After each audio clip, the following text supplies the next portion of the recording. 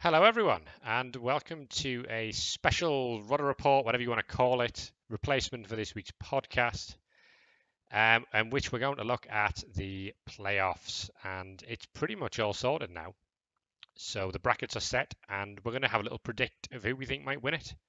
I am joined by Metal. Hello, Rebel. And we have a fairly special guest who we figured we should probably get someone along who knows what he's talking about. So the reigning champion's here. Hey. It's Lumi. I almost feel like he was sat there going, is this me? Are they referring to me? Am I a special guest? Yeah, I was expecting my name to be said, but Oh, we all know your name, don't worry. Yeah, you know his name. You saw him on the pitch. He made a statement last season. Then I think that statement was, "I'm tired of being the bridesmaid." Because I've called you the rebel bridesmaid for so long, Lumi. I was so glad to see you get married. yeah, that's true. I had lost every single playoff game up until last season. Well, the good news is you're back again, so you will get a chance to defend the crown. To be fair, there's a lot of returning champions this time. I think all 4 of our currently playing champions are in there, so I think this could be our most hype playoffs yet, to be honest. You're damn right. Well, should we get into it then? Let's start. Sure. Okay, so what we're going to do is we're going to start with the round of 32, which means that we look at the 3 bye-week teams at the end. Mm-hmm. So first up, we have HUD and ArchXL, otherwise known as Alliterative Allosauri and not an anime sports team. I've got to say, it's a horrible name to say, but Alliterative Allosauri, HUD is an incredible coach. He appears to have a nosedive effect on dice, for one, in that just no matter what you do, they always seem to kind of swing back his way. I played him in season, so I can tell you this for a fact. But he's incredible at taking advantage of the smallest misposition or mistake, or he's very kind of I'd say very like Lumi in that regard. In that, what I think one of your strongest traits, Lumi, is that you're incredibly good when someone just gives you a slight window. You know how to just dive right in there and take advantage of it. And HUD is another coach cut from that cloth. So HUD won G-Man Division 2, which makes him the top seed from there. Relatively mid-range in terms of team value at 1810. And also in terms of points he got over the course of the season, just to 28, which puts him outside the top 10 in terms of total number of points accrued. In fact, it puts him relatively towards the bottom, actually. But an 8-4-1 record, only 1 defeat over a whole season, is not bad going at all. Yeah, this Lizardman team, I think 1800 is probably the upper end of where you'd want your TV for a Lizardman team to be, and he has very good source development. Yeah, block on every single one. The one weakness I think he has is that, he has got a Strength 5 Saurus, which is incredibly hard to deal with next to a Strength 5 Croxagore that has guard, but he doesn't have a great deal of guard on the team. A lot of Mighty Blow. 4 Mighty Blow on the Saurus. One that comes as standard. And yeah, there's a piling on Saurus as well, which is interesting. 1 tackle, but in this matchup that he's going to be facing, that tackle is probably going to be very critical. Yeah, very good point. And the skinks are, there's 2 level 3 skinks. One of which has Coconuts is horrific. Having 2 doubles, block and sure hands on a skink is horrible. Yeah, that's not perfect. One of those that you recycle. That's a good player. Yeah, and when I say horrible, I mean it's brilliant, but it's like horrible at face. He's just got that as well. That's a 16 SPP skink, so it's brand new. That sure hand skill. No, I am. Aphid is diving, tackle, sidestep, which is useful. And then one more the sidestep. Skinks are pretty lean in general. People have problems with skinks. I think he has been trying to keep his TV down because, like you say, it is quite at the upper end of where you'd want a lizard team, but it doesn't have. It's weird. Lizards blow up quite quickly, especially when they've got 13 fan factor. That's significant. But that's what happens when you win Blood Bowl matches. The overall record of the team is 19 wins, 7 draws, and only 2 defeats ever. Which isn't bad, is it? I mean, that's not bad at all. That is great.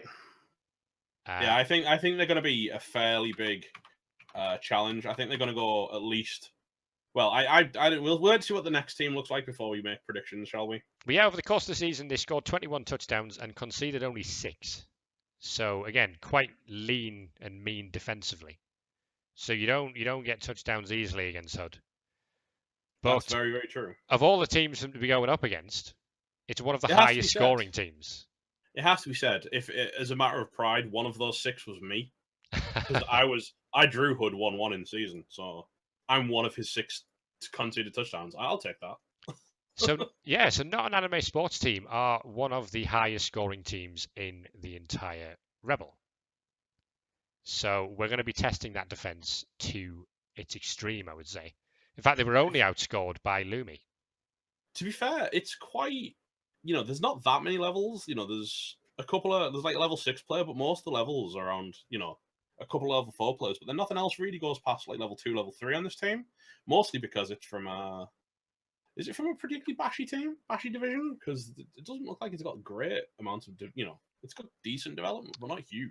REL 3 was kind of split. There was quite a few Agi teams, then there was your Nurgles and a few Chaos teams in there.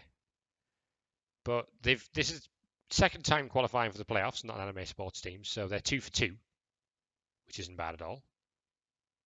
That's notable. Yeah, they were second in REL 3. They won the decider against Mainland Rotters 4-1, which was convincing, to say the least. Against Nurgle, no less. Yeah, that's a statement, isn't it? Especially as an elf team, because you're just going to get banged every single time you set up at the line of scrimmage. And they just took it and shrugged it off. They like a pass, this team. They've got the second most passes of any team in Rebel, with 35. When you've got catchers like this, though, I mean, they've got a 9 movement catcher with Mighty Blow, Blodge, and Tackle. He's a threat, no matter whether it's in a threat offensively to punching your teeth in, or a threat offensively to be scoring. He knows, he's fast and strong. I like that. And also, he's got a strength 4 catcher, which is just silly. I mean, it could be it'll be interesting, because obviously you'd normally want to tie up Saurus just to keep them from running round, but at the same time, it's difficult for the Saurus to do any damage when they've all got Mighty Blow. If you can just keep these guys, I mean, how many dodge is that on the team? 5? 5 dodge? 5. They've got 5 blodge players. Well, one of them's Rog, but yeah, 5 players who either have wrestle and dodge or block and dodge. And as we said, only 1 tackle on the Lizard team, so he's got some work to do, that Saurus. Yeah, he's going to have to take him out. What I really like about this team, actually, I want to give a big shout out to the lineman. Agi 5, guard and leap, which means if he wants to generate a 2 dice, he can put guard basically wherever he wants it on a 2+. I like that. That's pretty incredible. Yeah, for the future matches, that's going to be important. But for this matchup on the Skinks, I don't think it's going to make a big difference.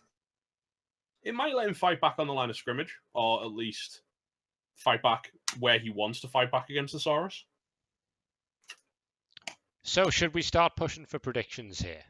Of course, we've got the Season 6 playoff bracket that Lumi's running again. You still got time to get signed up for that, I think. If obviously by the time you watch this, it might be borderline, but there's quite a few entries in by now. I'm doing mine as we speak. I'm totally not stealing everyone's knowledge from this cast.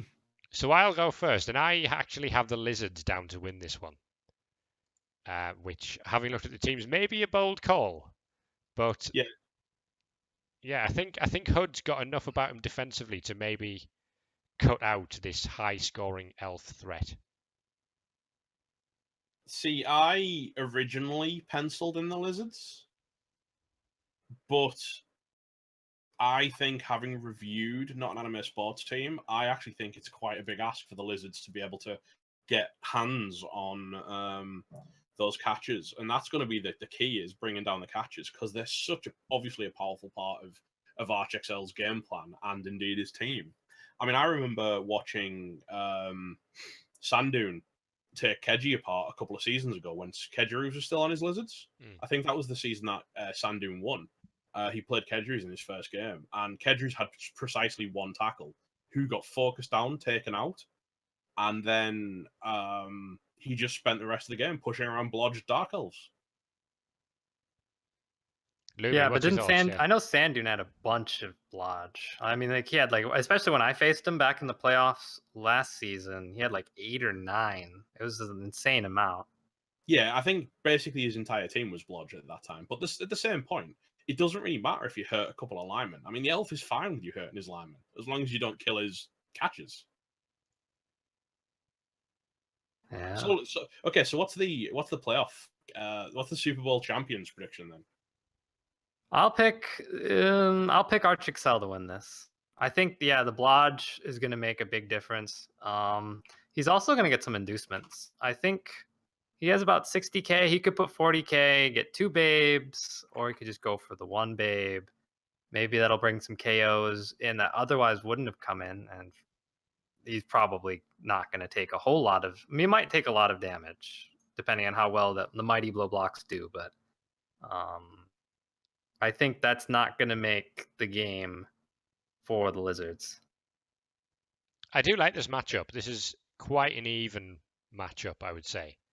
Could go either way. I think both the teams are 2 seasons old. I think from the professional opinion, there is 2-1 in favor of anime sports team. Also worth pointing out that I picked the Lizards, so it's definitely going to be the High Elves. Yeah, that was almost going to be my strategy for the playoff picks, is just pick whatever Harringzord says isn't going to win. So we'll move on to the next one, which is Knockoff versus Viking Cop. Now, straight off the bat, this is going to be a big, big ask for Knockoff. It's going to be a bit of a bloodbath, I think. Viking Cop having been there to the playoffs once before as well. He went last season with this same team. We'll start with the Norse, who are a season old. They won REL Division 7. But there's only 9 of them.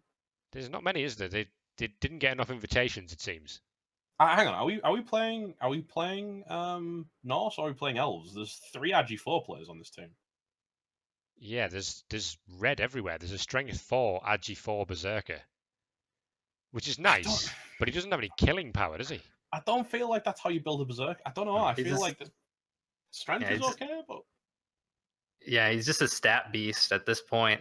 Yeah, it's probably not gonna. It might help him in this game. We'll see. If I had that on a runner with dodge, then great. But on a Berserker, don't know. Well, I suppose Iro the Vorpal's doing all the blitzing anyway, right? I guess so. I guess he might be. He's a nice. He doesn't frenzy trap himself on strength 4 too often. He can get out of trouble if he does choose to maybe try and surf someone and has to dodge away. There's one dirty player, lineman, which is what you want on a Norse team. The Yeti's in a decent spot with Mighty Blow and Guard. Yeah, he's a nice player. And in order to get through some of the AV9 Chaos Warriors, the Claw Mighty Blow will be very useful. Only 1 Ulf, though.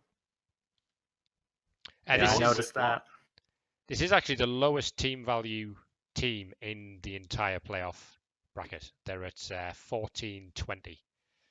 Which does mean, what, 380k? Which could be an Ice Pelt Hammer Blow. Yeah, and they had a good record over the season. They got... it was a 10 wins, 2 draws, and only 1 defeat, scoring 22 touchdowns and only conceding 4, which is particularly impressive. They actually dished out 41 casualties and only suffered 24, which is, again, for Norse, quite surprising that it's almost double as many casualties dished out as taken. You might expect that to be maybe slightly in favour of casualties dished out, because they are kind of a bashy team, but the AV7's clearly held up over the course of the season. And when it does, we all know how good AV7 is if it holds. But if you look at what he's playing, this is a team that loves to face AV7. They've got the Chaos, man. They love to hit you. Well, yeah, very true. The last thing I was going to say on Bitter Soggies is that they were 7th best for inflicted kills over the course of the whole season, with 7. Wow. Including 3 in 1 match, which is unlucky for whoever the hell came up against them on that week. That's an angry team. Yeah, so they are up against Viking Cop. And there's a lot of red on this team. He's taken some bashing, Hasbro Viking Cop. But then again, I've seen Div 1. I know that's unfortunately a hazard of your life. It hurts, and you'll come out bruised. It's not quite REL 1 yet, as I'm sure Lumi will testify. But yeah, well, Well, hopefully, if Kool-Aid comes back, it'll definitely go back to the way it used to be. It's not the elf ball it used to be, G-Man 1. But yeah, the Carnages have made it. They finished second in the end. And they've got some nice players. In fact, this was the team that lost its 2 best players in the playoffs last season. I remember that watching their killer die and was like, I actually gave it to their opponent at that point. I remember casting. I was like, yeah, he's going to take it here, and then we all remember that heartbreaking sack on the ball, scatter into the end zone catch. That was one of the moments of the playoffs. That is a moment that instantly, if I think of last season, that is one of my playoff highlights. Absolutely, casting that with T.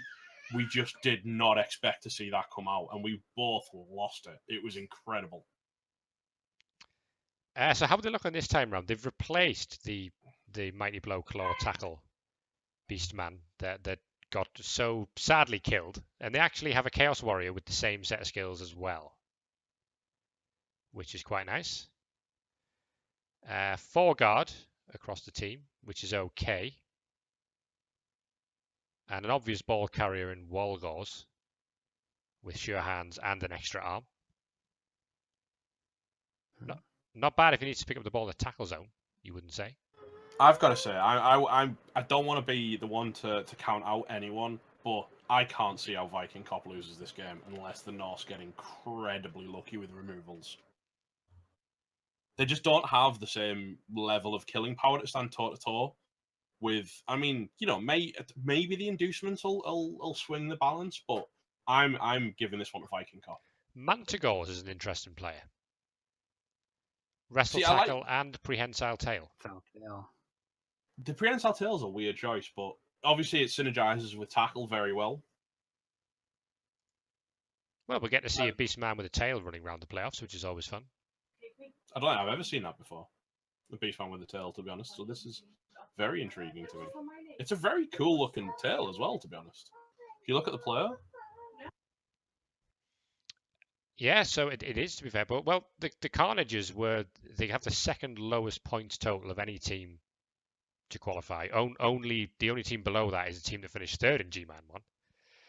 And they only just made it. It was looking a bit hairy coming into week 13, but it was a loss for En Passant that opened the door.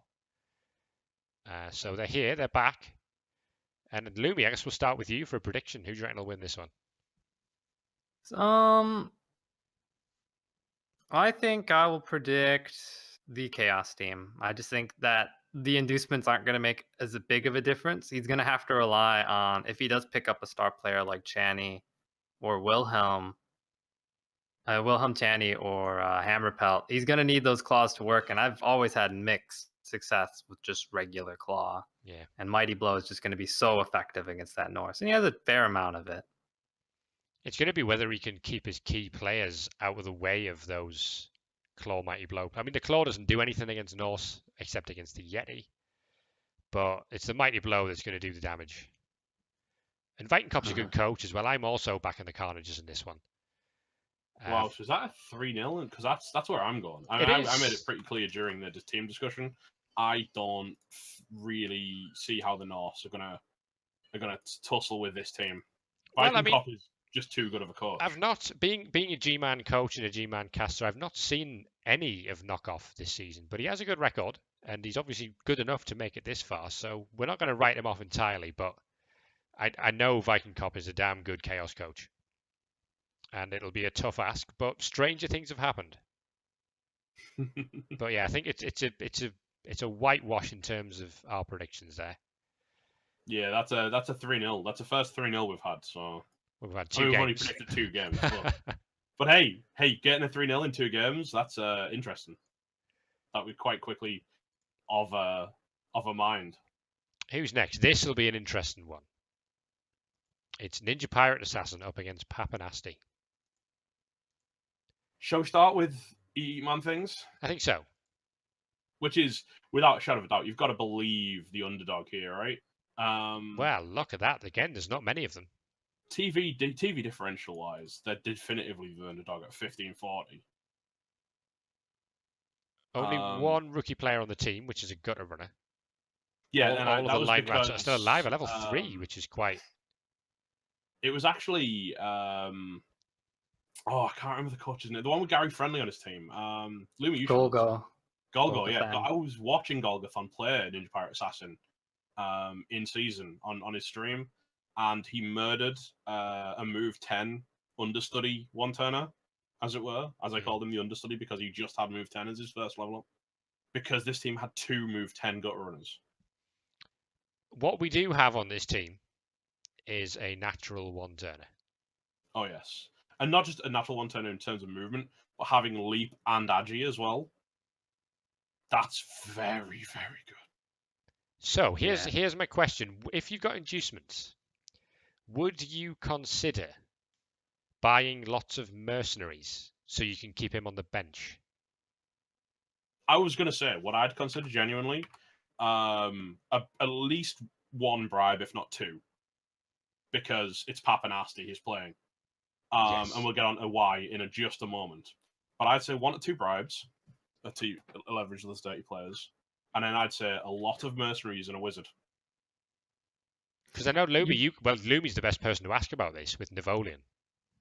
Right. So you're definitely going to want to bench, and if you have to receive first, you're going to definitely want that bench to be pretty big. If you kick first, you can have just 1, and then you could keep the one turner off unless Papanassi chooses to score early with it. And in that case, he kind of plays into your hands a bit, because then you have more time to score and don't have to lean on the one turner. It's about a 500 TV difference, but then I haven't counted the loners. You would have maybe 2 loners, it looks like. So 400. You could pick up Glart. You could pick up, and I guess at that point, I mean, if you were looking for something that you could keep the bash off you, maybe take some things out with Claw. It is expensive though. You could get about 3 line rats for that cost. 2.5. If you want to weather the storm, you could try it that way. This team doesn't have a lot of bash potential. It has like a plus strength tackle guard blitzer and then a mighty blow blitzer. It's incredible how badly beaten up Casa Hobel is, to be fair. They seem to be about winning score-offs, this team. 17 touchdowns conceded over the course of the season is one of the higher counts to have made it. It's like the 3rd highest to have made it to the playoffs. But 28-4 is one of the highest scorers as well. So I guess a lot of 3-2s over the course of the season. Yeah, they just love slamming the touchdowns home. Is what they love doing. And the last thing to point out is wrestle on all the linemen. That's good for a front line, to be fair. Especially that against should dogs. help. Although, let's be honest, they're probably not going to be the front line, given that he's going to have a crap load, if you excuse my one, of mercenaries. Because I think that's the way he goes. Well, let's have a look at the Orcs. Now, they're quite well known, Bash Incorporated. Yeah, Big O were petitioning me to create a t-shirt that says, I survived Bash Incorporated and all I got was this t-shirt. They very much have one modus operandi. And that is to jump on things and make them go away. I think they work to the kind of the theory that if your opponent has no players, they can't stop you from scoring. All of the blitzers are Mighty Blow, Tackle, Piling On. 3 of them have Jump Up, 2 of them have Diving Tackle. 1 has Pro and Agility, and the other has Stand Firm at the bottom there. So it's not a case where we're building 1 to be a frenzy and 1 to be a guard. And no, we have 1 job here. All of these blitzers are going to do the same thing, and that is jump on people's heads. Yeah, like I say, but I think that is almost going to be playing into Ninja Pirate Assassin's hands, because if your entire front line on your turn 1 poms a bunch of line rats, I mean, Ninja Pirate Assassin is spoiled for choice. I mean, which one do you dirty player? Because he's got enough dirty player, and he's got enough inducements that he can grab a couple of bribes. And I would just literally, hunt down and foul off all of these dirty players one by one. I mean, all of these blitzers one by one. And then what do you do as Papa Nasty? Because his Black Orcs aren't very well developed, No, he seems to have gone through quite a few Black Orcs. A lot of those seem to be quite new to the cycle. The thrower's nice. Although the thrower has kick, which is interesting. I Also think has I like accurate. kick, to be fair. I like kick on a orc thrower as a later skill, because where else do you put it on an orc team? You don't put it on your lineman, because they go on the line. A very good point. A very good point. Accurate is an also interesting choice because he's not really got too many options to pass it to. There's just the one Agi4 blitzer, and I guess it's there in a pinch. It's there in case of emergencies, like a break glass and. So should we move towards predictions for this one? See, I'm going to go first on this one. I'm going to step in and say I initially penciled in that it was going to be Papa Nasty, but the more I look at the amount of inducements, and if Ninja Pirate Assassin is willing to play what I think would be the smart inducement path of grabbing a couple of bribes in and grabbing a big old bench and maybe a wizard, because look at his team. They thrive on like a loose ball. They've got a couple of Agi5 players. They're going to be all over you if that ball goes down. So wizard would be incredible there. And I think if they're willing to play the smart, keep the dirty players back off the line, use your mercenaries as fodder, and then as soon as the blitzers start pomming, just slam them in the head with the dirty player until they go away. I think they could actually almost win the attrition game, because if they get two or three of these blitzers out in the first half, and they, in like a severe kind of he's not coming back because he's off to the hospital kind of way, well, what does Papanassi do? It's interesting. Lumi, what's your thoughts on this one?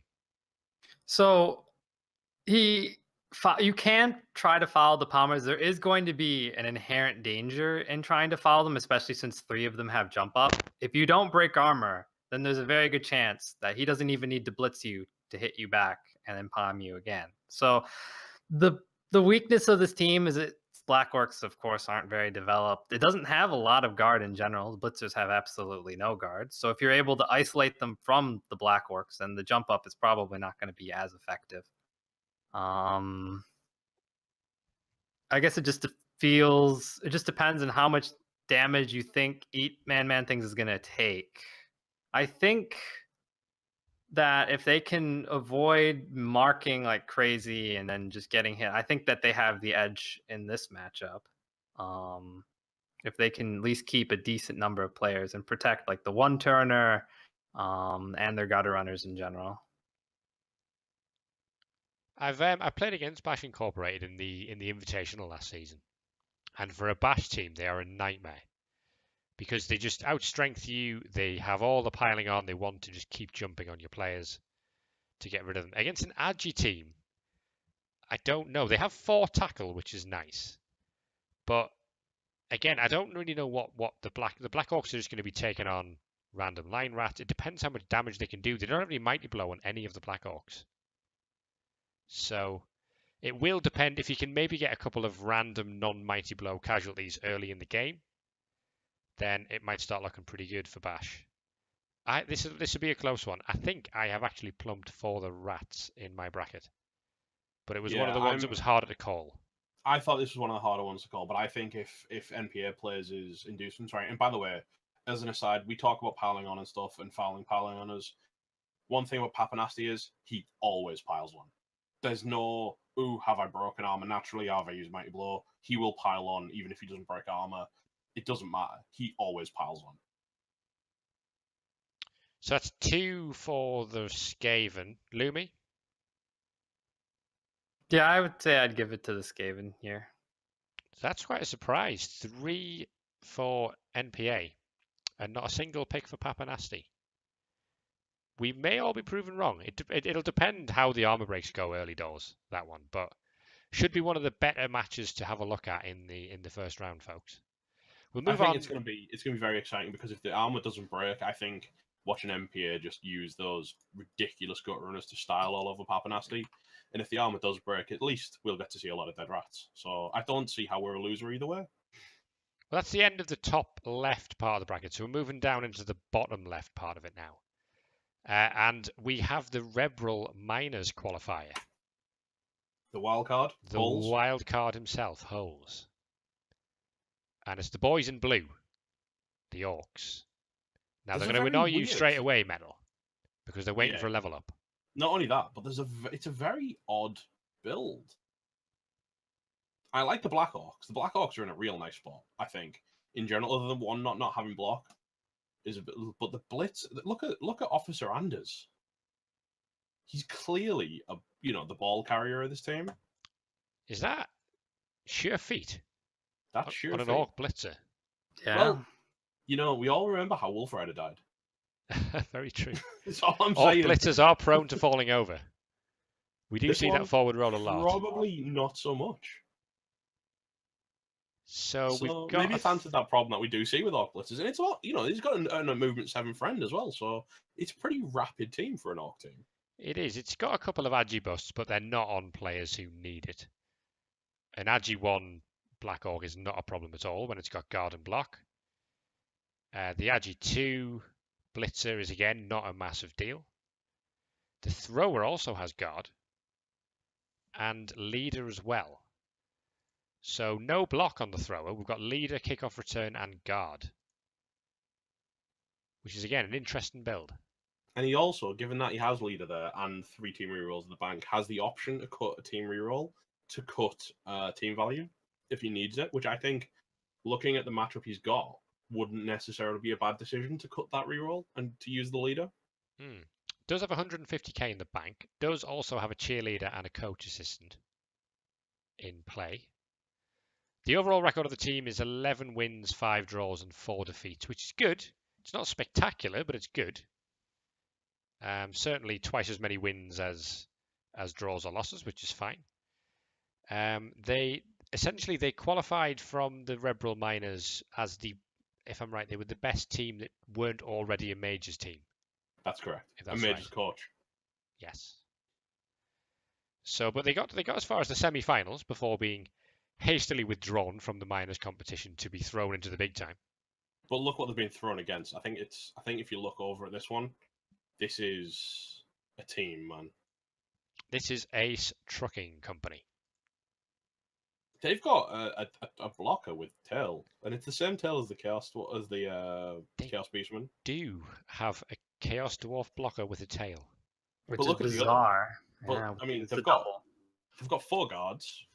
I think he may have misclicked, or he may have been talked into it. I don't know, but he has got a claw pommer, which is incredibly strong. He's got a couple extra mighty blows, one with grab, which I like a lot. One with stand firm. So it's a nice looking developed team. I mean, he's got quite undeveloped bulls. I believe both of them died recently. I also think Ace died. I believe Ace was the hobgoblin in charge of this team. And Ace Jr.'s existence suggested Ace may have been killed. Yeah, he had a understudy bull centaur, which is Citation, who actually has 17 games played and only 8 SPP. Wow. Which means that his first bull that's been replaced by Secretariat, because that Secretariat's only got 4 games and sat at 7 SPP. So for the other 13 games, he had a different bull that has since passed away, leaving him weak on the bull side. But I think his blocker squad is on point. Yes, that No is doubt. a nice set of blockers. And if there's one thing, that's very, very good at dealing with orcs, it's claw pommers.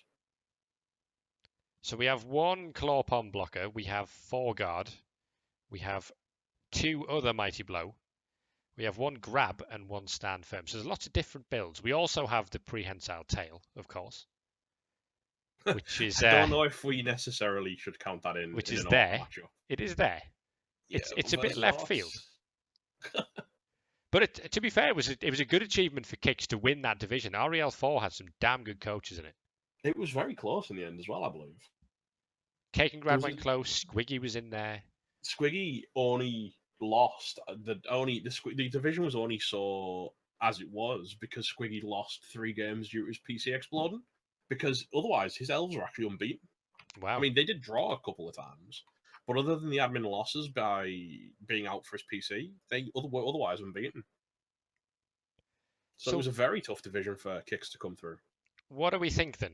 Do we think the minors qualifier holds has what it takes to overcome this Chaos Dwarf team? Let's go to Lumi first. So I don't know anything about Hull's play, but I know Kix was in Div 1 last season with some Wood Elves, and the fate of all elves in Division 1 is usually they just get murdered in one season and retired. It's worthy of note that every elf team that got murdered every Wood Elf coach that got murdered last season seems to have re-rolled Chaos Dwarves.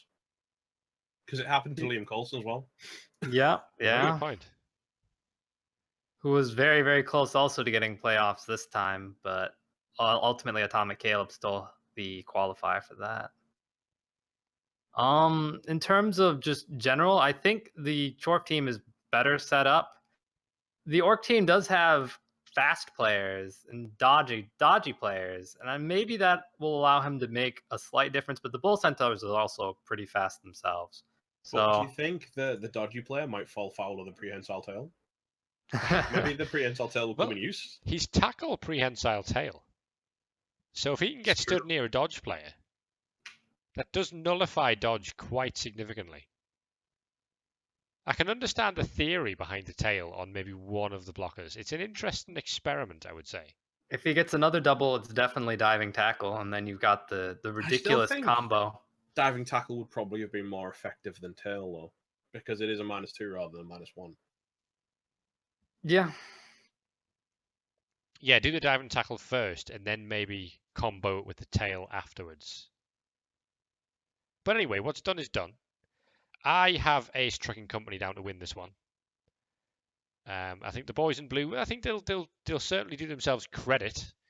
But again, I haven't seen a lot of holes playing Blood Bowl, and I just think it's going to be hard to break through those Chaos Dwarfs. He's only got 2 Mighty Blow on this Orc team, so it's set up a bit more as a ball moving team than a killing Orc team. And I think the Chaos Dwarfs are just going to edge it. Yeah, I had to think long and hard about this one. I've only seen holes in one-day tournaments, and he's always done fairly well, but he's always played quite like unusual, off-the-wall, gimmicky stuff as well. So it's been hard to judge an actual performance level.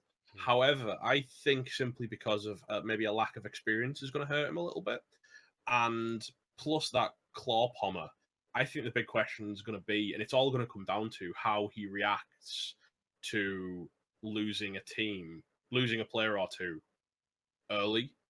Because I think, once that claw pommer starts claw pomming, if he can't get that off the pitch, and it actually starts taking his players off the pitch, it'll be psychologically how he responds to that. And I don't know if he's necessarily got the experience to fall back on to deal with that scenario. No, without meaning to, with no disrespect to holes, it is just something that's, sometimes if you watch yourself lose a couple of players very rapidly, a lot of coaches will kind of drop back and go, hang on, no, this is too much, and and try and it shifts their perspective and the way they play, and it takes a very, very experienced coach to deal with that. So that sounds like you're predicting the Chaos Dwarfs to win. I think, yeah, it was a hard decision, but I think it's going to be the Chaos Dwarfs. Lumi, do we have another 3-0? The good thing about Holes is that he actually has a pretty big bench. He has 13 players, if I'm correct. Yes. So, and a lot of linemen to throw. It's just a matter if he can keep his good players safe. And so, and you have those linemen perhaps take the claw palm hits or protect the blitzers, which are going to be the very important players. I'd probably also give this to the Chorfs as well. Okay, so another whitewash on our predictions, which tells me that you guys are picking the same things as me a lot, which is possibly risky. Yeah, if we're in agreement with Harringzord, it means we're all losing our brackets quite quickly. Yeah. Okay, next up is the classic Dwarf versus Skaven matchup. It's Motley versus Fatin and the Booze Crews. And the Booze Crews are pretty stacked, you got to say. It's a nice looking team, isn't it? 17-20. It's one of those dwarf teams. They seem to go two ways in REBBL. It's either that the Troll Slayers are the key players or the Runners are the key players. And this is definitely one of those where the Troll Slayers are the key players. One of them's a key player. The other one's pretty new. Yes, and also as Troll Juggernaut. Slayers and Blitzers. Sorry, what was that, Lumi? It's the Troll Slayers and the Blitzers where most of the SPP. I at have least to say, feels. these blitzers are incredibly developed for Dwarven blitzers. They are. They're one of those players where you never really know what you're going to do with them until they start rolling levels, and then you just say, oh well, he's going to do so. For example, my Dwarf Blitzer rolled a strength on his first level, so right, okay, he's gonna go the mighty blow, tackle, let's kill everything route. These have both gone guard and then sort of worked from there. We've got a mighty blow and a grab and a stand firm, and then a stand firm, a tackle, and a mighty blow in that order. So no real obvious direction, but they've got a lot of nice skills sat in the back pocket. Look at Dean Martini. I mean, he's missing guard, but with Blodge, tackle, mighty blow, obviously because he's got dot block and tackle from being a longbeard. Mighty blow, stand firm, strength. He's just a tower of I'm not going away. Now the other thing is that this dwarf team did used to run a death roller, and they no longer do. So that from the TV, or did it just? Well, they're also running 2 team rerolls. So they're clearly on a TV trimming exercise, you would say. Lumi, you've played against these guys this season. How was that? It was a pretty rough game for me. So if you probably would notice that the Longbeards, there's about 2 of them that are really developed, and the rest are all like non-developed. And there's a reason for that. A couple of them died, and the couple that died were also very developed. They were mighty blow, stand firm, guard, all like the 3. They were both 3 level ups, and it's unfortunate to lose those Longbeards. But when I played against him, very good on positioning. The stand firm is what really defined this team, I think, because you can't hit it. You can't hit it without knowing that if you don't knock it down, he's going to hit you back, and that's what happens to Skaven coaches or other coaches. You'll be going in for the blitz and you don't knock them down, and then you're stuck on a tackle piece, and you're like, do I have to dodge out? Do I need to just sandbag and try to protect my player? And ultimately you end up taking hits because you can't push people away. And he has got 5 stand firm as well. One of them which mostly is to stop himself from getting counter-surfed on tiers for beers, I assume. But the rest of them, yeah, there's 4 stand firm. So this is a team that when they get up in your face, unless you can bring them down, they ain't gone away. The runners are not very developed at all. It looks like one of them cycled a few times. We've got an Adam Lambic III, but Kareen Bailey's Ray has tackle and block. So I feel like he was probably running leader on one of them, and then it died. I mean, that does seem reasonable. He might be in better position too. I'm pretty sure that he did have I remember he had like a plus agility minus movement runner for a while, and I think eventually it took another hit, and at that point he's like got rid of it. He had another Blodge runner, I think. I don't remember if it had leader or not, but I wouldn't be surprised. Interesting stat about the Booze Crews is that they had the most ball possession of any team. There you go. Any team in Rebel, the most possession of the ball. I don't know what that means. It means they get the ball a lot, and they probably have long drives in which you can't get it off them. They probably are quite happy for you to score quickly, as dwarves tend to be, so that they've got lots of time to sit on the ball, move slowly up the field, and make your life miserable. They're up against Skaven, which I think you'll be quite happy with, actually, because it's not horrendously developed Skaven. Well, it's only had 1 season as Phaetons. You know, this is a bit of a David and Goliath matchup, I would say. Yeah, now they've done well. They've done very, very well, Phaeton's side. They were close. They just lost out on winning G-Man 3.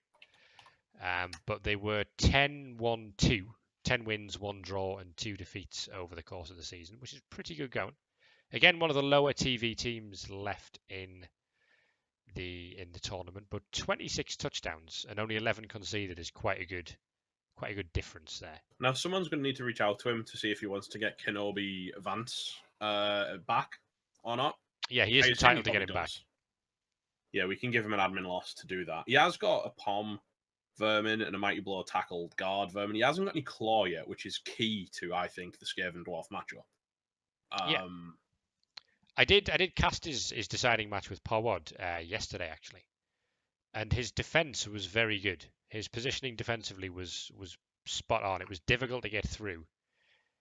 He was moving players away in the right order, putting them into a nice screen. And for a slow team, it'll be quite difficult to get through these guys. They're also going to have more than enough inducements to get a wizard. They're possibly going to be able to pick up a couple of bribes, maybe a star player, depending on which way he wants to go. One of the dwarfs sitting at sort of 1800-ish. And rats do 17, thrive 20. when they get inducements. Yeah, I mean, Rats, Skaven with a wizard is always tough to beat. Yeah, I think Skaven are a very, very scary team if they are pulling in inducements. They do a lot with not a lot of TV, and then that allows them to really kind of abuse things like wizards and stuff very, very efficiently. Actually, you might not get as much as we think, because if he does take the concede loss to get Kenobi Vance back, that's another 120k onto the TV, which actually would put him fairly close. So it possibly would be money from his own bank. Well, he'd still have a wizard. He's pretty much exactly got a wizard because he'd be at 1570 into 1720. So he's always going to get a wizard, even if he takes the recovery of that gut runner. Lumi, as a fairly successful Skaven coach, I think it would be an understatement to say. What are you making of this team? So this team has rolled a lot of normals. I mean, you can clearly tell there aren't a whole lot of particularly special level ups. And I think when you're going to go up against a dwarf, you're going to want to be able to, if you don't have like a vermin that can pick off dwarves, you're going to want to be able to maybe try to steal the ball, especially if you have a wizard. But these gutter runners aren't that spectacular in terms of being able to dodge through tackle zones, leap in, pick up a ball. So if there's a lightning bolt, it might be difficult for them to actually get to it, especially since this Motley does have a lot of stand firm, a lot of tackle, and a lot of guard. It has a decent number of players, though, with I think 13, which is not bad. You might want to be 14 for this matchup in terms of number of line rats, but 13 is not terrible either. He has a lot of guard, and maybe that'll allow him to push back, but he has to be very, very careful not to engage the stand firms and rely on knockdowns, because that guard is not going to be enough to protect you if you can't push them off. Yeah, there's no guard on the dwarf team. Yeah, and that guard will die. Will go down if it starts getting pommed by troll slayers. I've given this one to the Booze Cruise in my bracket. I think they're going to have enough. I think Motley seems to be comfortable playing that team, and I think he'll have a fairly set strategy to probably win this one 2-1.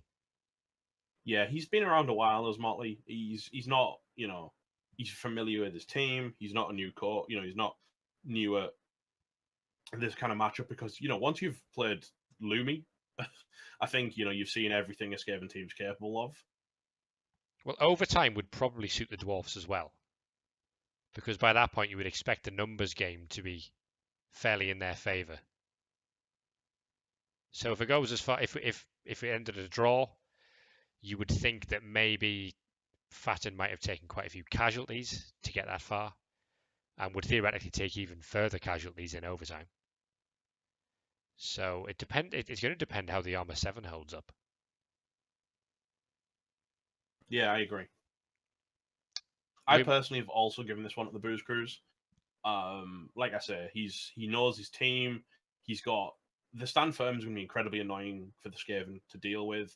There's, obviously he's got tons of tackle because he's a dwarf coach, and that Slayer is going to be almost removing a player a turn, and there's very little Phaeton has in position to deal with that.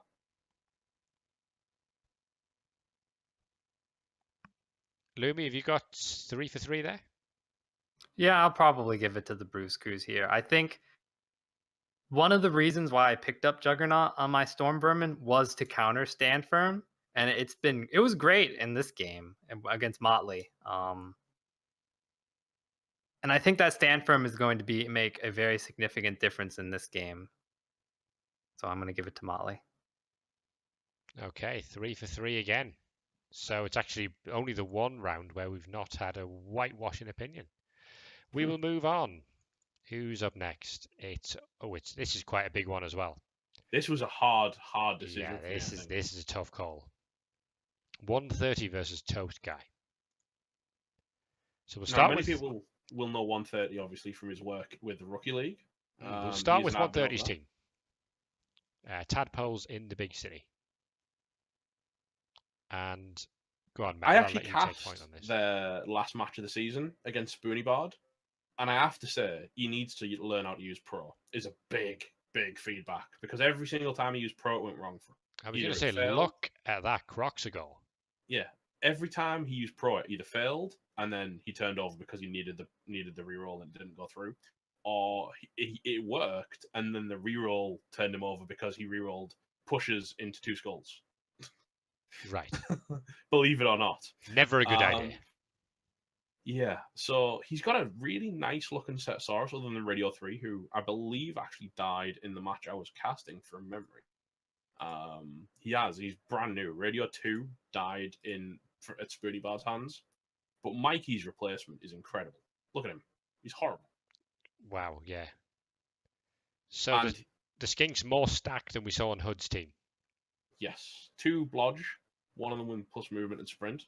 Very, very nice. Nice one-turn threat, Mikey's replacement. Yeah, he's almost a natty 1-turn. He only needs plus 1 movement, and he's a natural 1-turn threat, which is incredible. And he only needs 1 push, and he has sidestep as well. So yeah, there's 5 blocks nice. for us. 2 of them have got guard. 3 of them have got mighty blow. You know, it's a nice, solid team. It's pretty much what you want your Lizard team to look like, give or take, and it's about the right TV where Lizards start topping out anywhere. 22 wins, 4 draws, and 6 losses is the overall record of the team. It's also worthy of note that 130 has a rep in the Rookie League of being the king killer, in that he'll go into any match and just he had a habit of just wiping out teams, no matter who played them, no matter what happened. He was their one when they really needed like a team killing. They'd send him in Clan League and stuff because he just seems to roll incredible damage dice. So, Lumi, have these guys been well backed in the brackets so far? Yeah, so I've seen, at least from the brackets that I've gotten so far, a lot of people have picked Tadpoles in the big city to ultimately win it all. It's probably one of the dark horse picks. That kind of surprising. To win it all? That's very bold. Let me pull up. I can probably pull up to see how many did it. There's one. That one needs to load. I have gotten it like 3, I think, at least pick. I think that picked them all, or maybe I'm imagining things. I want to suggest that the guys who've done that are 2. probably Rookie League coaches. Is 130 now squirming uncomfortably in his chair? 130 is one of the pressure. people who picked himself, so at least he has confidence in himself. Well, like I said to when someone was talking about you being big-headed, Lumi, someone was saying that, oh my god, look at Lumi backing himself. It's like, if you can't back yourself, who the heck else is going to back you, you know? If you aren't saying, I'm going to win this, why would anybody else say that? Yeah, Archexcel was the other person to pick the Tadpoles, and he's obviously not a Rookie League coach. So, well, they did make it to the final of the Open Invitational last season, murdering many dwarfs on the way. But then hitting the wall that was Bash Incorporated and really getting hammered. But they've shown they can get to the end of knockout tournaments when they weren't expected to. And who knows, maybe that sort of form is good. Who are they up against? They're up against Interdimensional BS, which is Torsky, who is one of the... He's part of the furniture in G-Man 1 now, isn't he? This team have been there, done that, and got the T-shirt many times. Look at all of those level 6 and 5 players. It's an incredibly experienced elf team. We actually discussed them fairly recently on the podcast when we were discussing the elf teams in the league. And I mean, look at them. Am I useless? Is very far from being, other than the Manus move, is very far from being useless. Squirrely 3 is really annoying when he gets where he wants to be, because that's sidestep and guard. He's got sidestep and guard and Imrolith as well, with diving tackle also. So that's going to be hugely annoying to deal with if he gets in the skink line, I mean, what are they going to do about that? You know? Oh, I'm going to punch you away. Oh, he's going to sidestep next to another skink. Uh-oh. You know what I mean? And he's got Am I Useless has it too. He's got sidestep with 4 and blodge. He isn't useless, is he? Like I said, these players are going to be incredibly hard for 130 to deal with if they get among this. It's like the cat among the pigeons, only it's the elf among the skinks. All of the elf teams in G-Man 1 had pretty good seasons. Venachar was the lowest elf coach of any kind. And Venachar's a damn good wood elf coach. Yeah, but he's had a torrid season. He really has. I mean, this was pointed out to me, and I think I might have mentioned it a couple of times for some reason. There was only one team that went undefeated against all the elves in G-Man 1. And it was you. It was me. But you play dwarves. And I have a dreadful season. Yeah, but if it's a dwarf coach, it's almost like you got to hang off your... It's a pride thing, isn't it? It's a pride thing. You got to hang up your beard at that point. But yeah, so I actually managed to turn over these guys, but I was quite lucky to do it. There were many points when he managed to knock my ball carrier down, because he's got leap, he's got a lot of dive and tackle and sidestep, and it becomes, if that gets in and around the ball, it becomes a right pain to get rid of.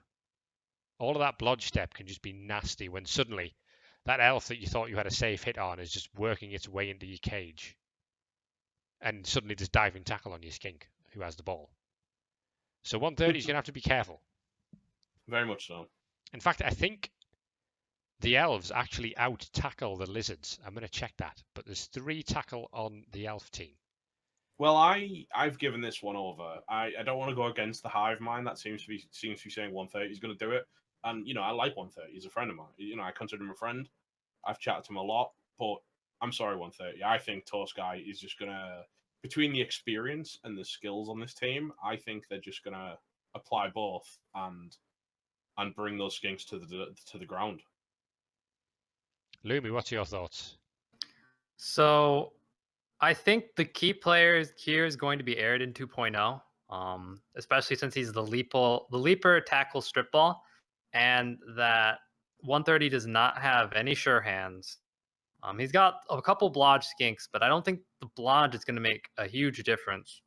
And once the elves, if they can pop the ball, it'll be very bad for the lizards. It's just going to have to try to scramble with it. And with all the sidestep and the tackle, the way I see it is if the high elves can defend with a full set of players, I find it very difficult for the tadpoles to either stall it out or they might have to score quickly, but I can't see them trying to do a 2-1 grind against this elf team at all. So I'm going to give it to interdimensional bullshit.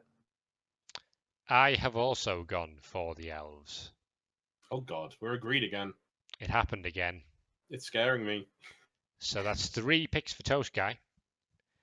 And yeah, that's us all thinking he'll get through to the round of 16. Well, like I say, I just don't feel that 130 has enough answers to all of the blodge, sidestep, dive, and tackle. That's just going to be dropping in his backyard. So next up are a team I really want to talk about. Oh, aye. Drakar's Dominators. You may have heard of them. They are the highest team value team entering the playoffs, and they are Norse. Aren't they almost the highest team value team like anywhere in REBBL? In REBBL, possibly yes. Look at the state of this. That is an incredible team. How it hasn't been killed with fire yet. This is stacked beyond all sort of reasonable... Yeah, this is horrible. And they have... Look at, by the way, can I just call out the fact they've got a Mighty Blow block tackle Yeti? They've got a big guy with block and tackle. Yeah. These guys have basically entered the Big O. They came over from REL, moved to the Big O, went into Division 2 and ripped it limb from limb, in a word. Adjusted for the fact that they only played an 11-game season. They had the most points of anyone except one team. Their opponents. So adjusted for the fact that they played, had they played a 13-game season, it would have been around 35 points I would expect they got. They won 10, drew none, and lost 1 all season. And the only team that did better than that were the Skinky Island boys, who are playing Drakar's Dominators. Would you believe it? And they're getting about 400,000 gold inducements.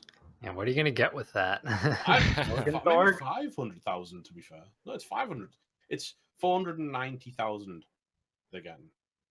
So they could go Morg, but it feels like a bit of a waste. They also have 170k in the bank, do the Skinky Island boys, who had a tremendous season in which they were undefeated, won 12 and drew 1.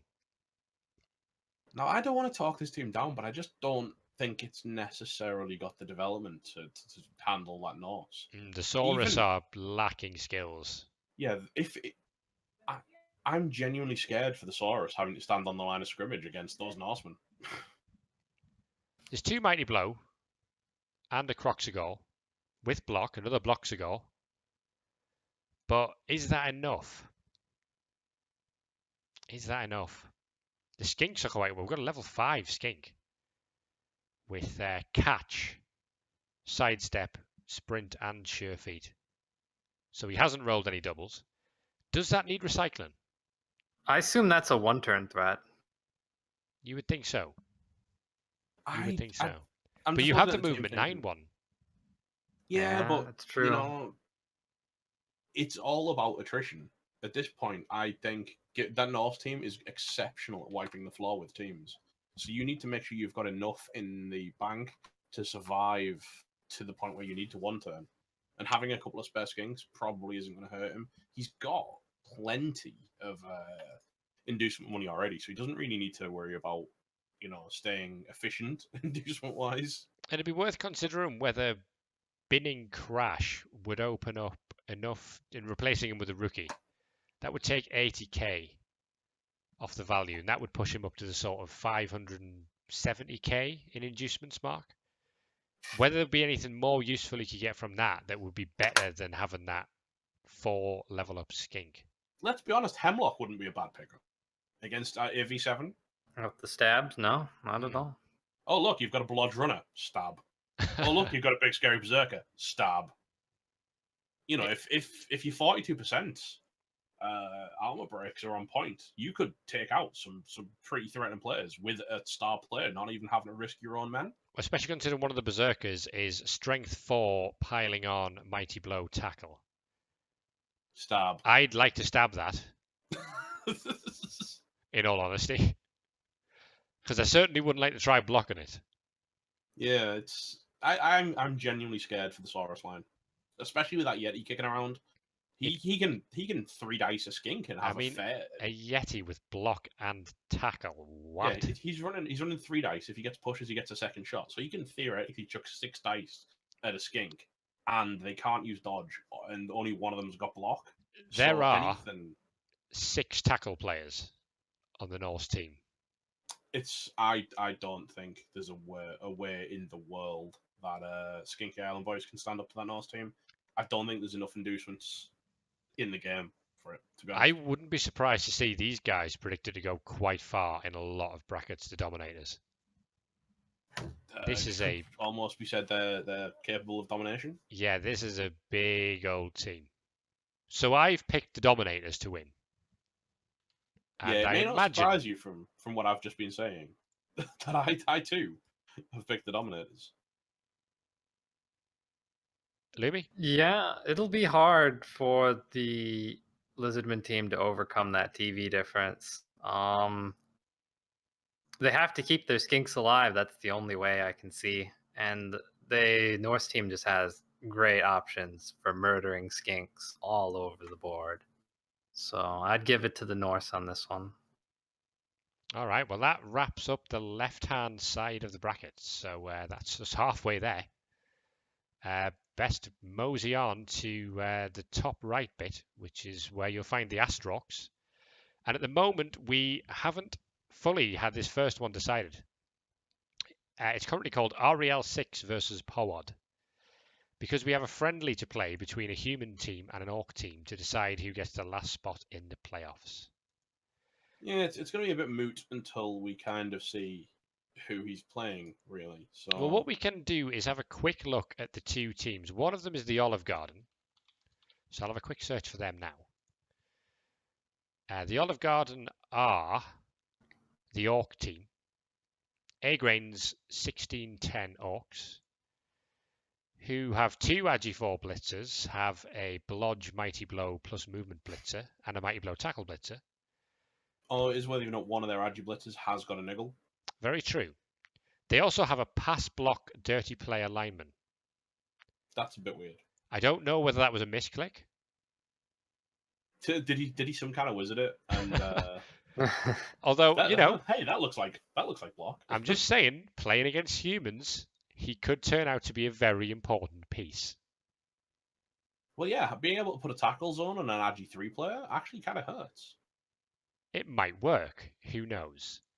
They're up against the REBBL Rousers, I believe they're called. Dr. JBP's team.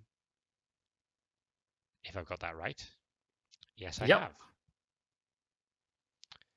And they have a Guard Ogre. They have a Blodge Agility 4 Blitzer, a Mighty Blow Tackle Blitzer, a Guard Blitzer, and a Blodge Guard Blitzer. A Thrower with Strong Arm. And block. And block. And a Catcher with block and plus movement. Then some dirty players. A really solid lineman squad of two dirty players, a guard, and a kick. And I like the linemen. I think they were, that's where you want your human lineman to be developed too. Yeah, so the first thing we have to predict is who we think is going to win that to then go up against Powod. And I don't know. Humans versus Orcs is notoriously difficult to call. The Rousers do have enough in the bank for a wizard, but is that money available in a friendly? Yeah. And it's actually, it can be, yeah. That's the worst part about friendlies is there's no reason to not do it. Oh, because he doesn't actually lose the money. Because he doesn't lose the money. Okay. So that would suggest he's probably going to get a wizard. Which I would say almost certainly. Yeah. Well, that could be big. I don't know how much cash the Olive Garden had, but I will find out. 1,200. 120, sorry. 120. So not enough for a wizard of their own, except the fact that they are down precisely 20k TV. And that is just short. Slap in the face, because that is just short. I would want to be honest, unless we see a one-turn coming out of Spaghetti and Meatball, which is the Troll and the Goblin on Olive Garden, I think I'm giving it to the humans, especially with a potential pocket wizard. True. I wonder if he'll fire the Goblin just to get a wizard. I think not, because it seems to be a vital part of his build. There's no point having a Troll without a Goblin or a Goblin without a Troll. I mean, they had literally identical records over the season. They both won 9, drew 3, lost 1. They both scored 20 touchdowns. The humans conceded 8, the Orcs conceded 7. That's how close it was. 1 touchdown between the pair of them. Whoever goes through gets to play against Powod and in the Undeady Bears. Indeed. So we will take a look at the Undeady Bears now, as I make a mess of moving around the screen here. Now, they literally lost a white dead in their final game of the season. Yes, they did. Lionel Richie bit the dust. To a gutter runner foul, no less. Ouch. That sucks. So it's actually the worst way to go. It's not that developed of a team. I mean, he's got like a level 3 mummy and a level 4 mummy, which are both guard, stand firm, and then one's got grab. So no doubles there. Barry White, the white, obviously, just has Mighty Blow. And then he's got a couple of developed ghouls, one of which has got minus movement. So that's, I think if it wasn't for the dive and tackle, he'd probably have sacked that already. But I'm assuming he's just throwing that ghoul into danger to mark things with dive and tackle. He is, yes.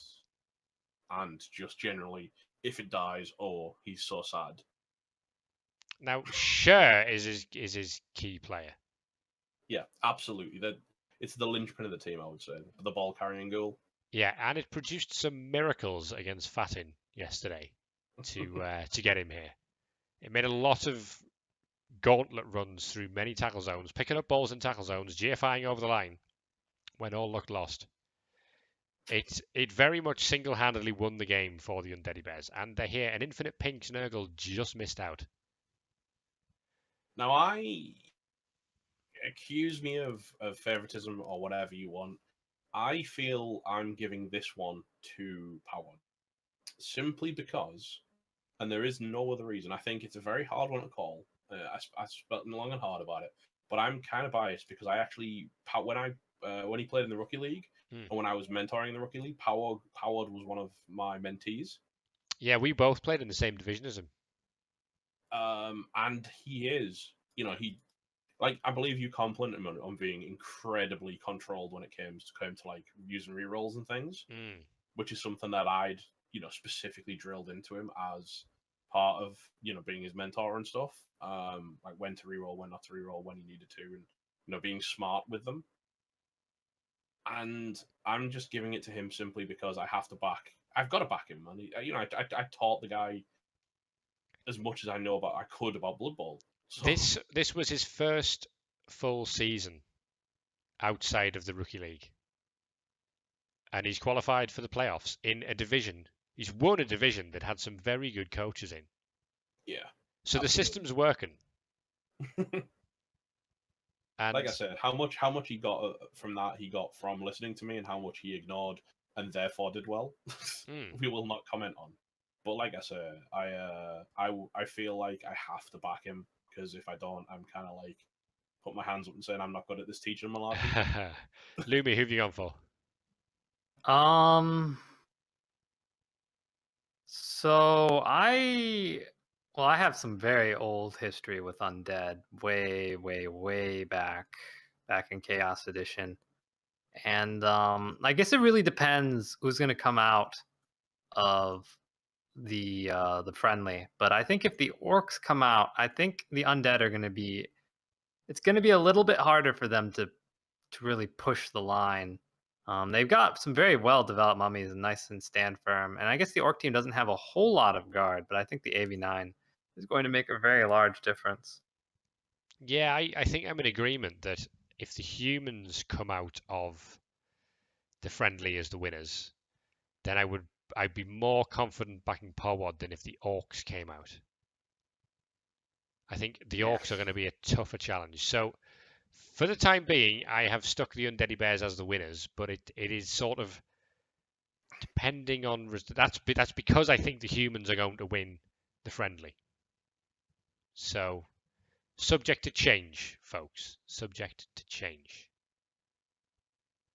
Should we move on? Okay. Yes, let's move to something a bit more, available to see both head-to-head matches. And it's hang on, I think I already know in advance which one Lumi is going to back in this matchup. I've heard of this guy. Should we take a look at the pastry pests, and who better to hand over to than the man himself? Talk us through the team, Lumi. Okay, so unlike last season, I think the pastry pests are a bit more beat up considerably than season 5. In season 5, what I did is I won a lot of games at the beginning, and then I just went pure protect, just like conserve players. I tied a crap ton of games, barely slipped in, but I ended up having all the pieces I needed, and I think almost all the pieces are here.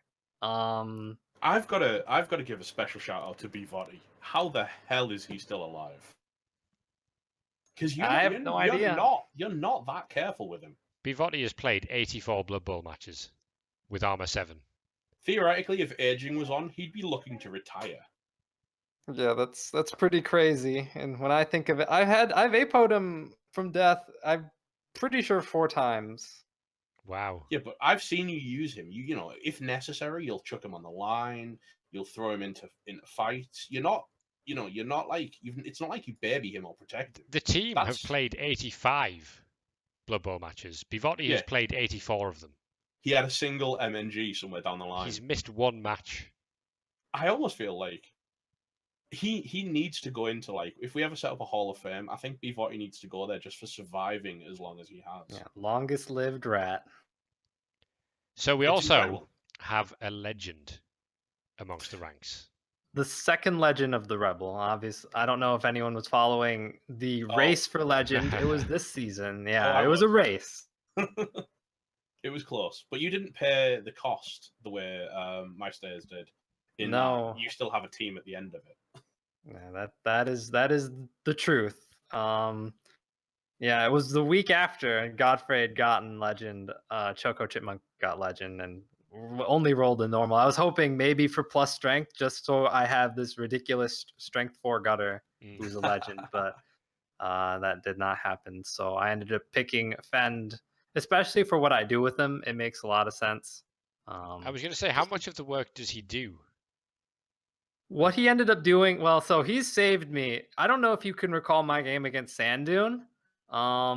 Yes. There was one particular point in the second half where I dropped the ball and I was like, okay, I have to have this tackles on the ball, and Choco Chipmunk was the only person on it, and the blodge sidestep literally made the difference. And when Sandoon tried to make the pickup, he had to do a 3+ rather than a 2+, and he won and 9'd it. And I think I can attribute that to winning that game, because then that allowed me to pick it up afterwards and then just run with it. I want to call out to something that I'm surprised to still see here is that one of the most, I think, for anyone watching, one of the most like heart, they're having their heart in their throat kind of moments was when Navolian got hit, and it was like minus Agi appoed into minus armor value Oh, in the final.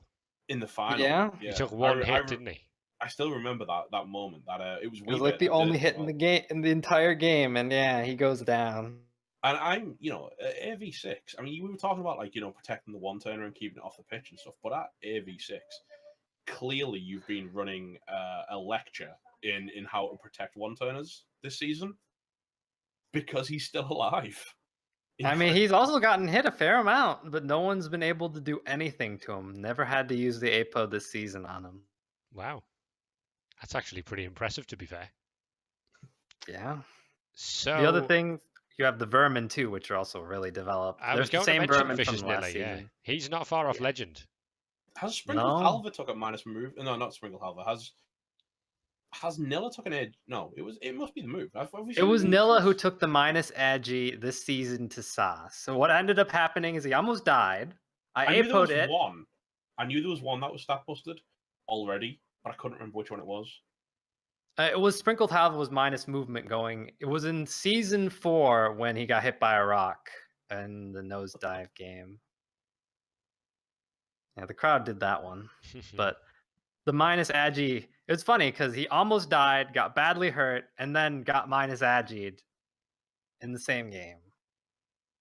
I'm quite excited to see if he can actually run up the last 13 SPP he needs on casualties to bring this in. Genuinely what think would be it's handy? possible you'll double legend this playoffs. What would be handy is going up against some AV7. Man, when you've got Claw, everybody's AV7, man. Yeah, it doesn't matter if it's Claw or not, but if it's something that I can easily get hits, especially like gutters with 3 dice, that sounds like a good deal. Well, it just so happens you're up against some AV7. And potentially a bit of a dark horse. Potentially some AV6. Me put a 4. Only has armor value 6 and hasn't been sacked yet. Rats of the Ancient have won the Big O Division 3. And it's going to be a Skaven off. So how are they looking? He's got some nicely developed Storm Vermin for a 1 season, getting both of them to level 3. Well, one's going to level 4. That's pretty good going. Hiding what he's going to take. We don't know what he's rolled there. Ooh, sneaky. He doesn't have, notably, he hasn't rolled more than 1 double on his Gut Runner squad and 0 stat-ups. Now that is... I do know he has a double on Anti-Mage. So he's been thinking long and hard on what he wants to pick there. A double probably wouldn't be great for this matchup. Oh, he does. He was talking about getting dodge. I remember this conversation. Dodge, jump up. He does have a double on that Storm. In a killer-on-killer action, Lumi's just throwing his tackle killer against Anti-Mage, and he's going to jump all over his face. So the problem Caleb's got is that he's basically playing with the Pastry Pests from many seasons ago up against the Pastry Pests in their current form. So he's just down on levels and players across the board. And like I said, not having a natural 1-turner, not having an Agi up on your Gut Runners, that makes a massive difference. I mean, I'm sure having no tackle. I'm sure you'll back me up when I say this, Lumi, but that it's so incredibly notable when you start rolling stats on gut runners. It just feels like an entirely different game. Yeah, no doubt. Especially like two, even just doubles, two heads just makes a huge difference. If you need to go somewhere, dodging in through tackle zones is no longer nearly as scary. So, Lumi, unsurprisingly, very quickly, who are you giving this to? I'll pick. I guess I'll try to pick myself. For the reasons that it's yourself, right? Yeah, I guess if I didn't have any confidence in myself, then anyone who who votes for me in my bracket, why would they do that? So, Now, and the I one went all the thing- I did it as a joke last season because I was like, oh, there's no way I'm gonna make it. And I made it. I'm like, okay, well then now I've just got to make this a general thing. like I say, if you won't back you, how can you ask anyone else to? But I've got to look at Atomic Caleb's team and say, yes, he's getting a lot of inducements, but you know what? Lumi's very, very familiar with this team. I'm not going to say too much because I don't swell his head to the point where we're not going to be able to focus on the next game. But I don't know if there's enough inducements in the game to counteract just the basic power of Lumi's team. You know, the stats are in the right place. The players are very, very specialized in doing what they do, which is the specialization that Caleb's missing simply because he hasn't had the same level of playtime to develop them.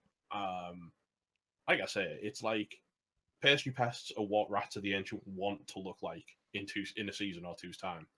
Yeah, my thought on this is I think back to last season and what we're talking about how to beat the defending champion here.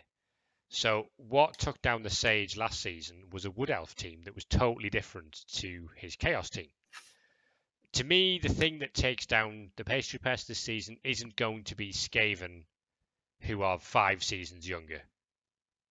I just don't think it's going to happen. I think Caleb will give it his best shot, but I just think there's going to be too much. I just think the Pastry Pests are going to have too much personally. So I'm giving this one to Lumi as well. Radio. So this is getting kind of boring now. We're all in agreement on everything. So we'll move on.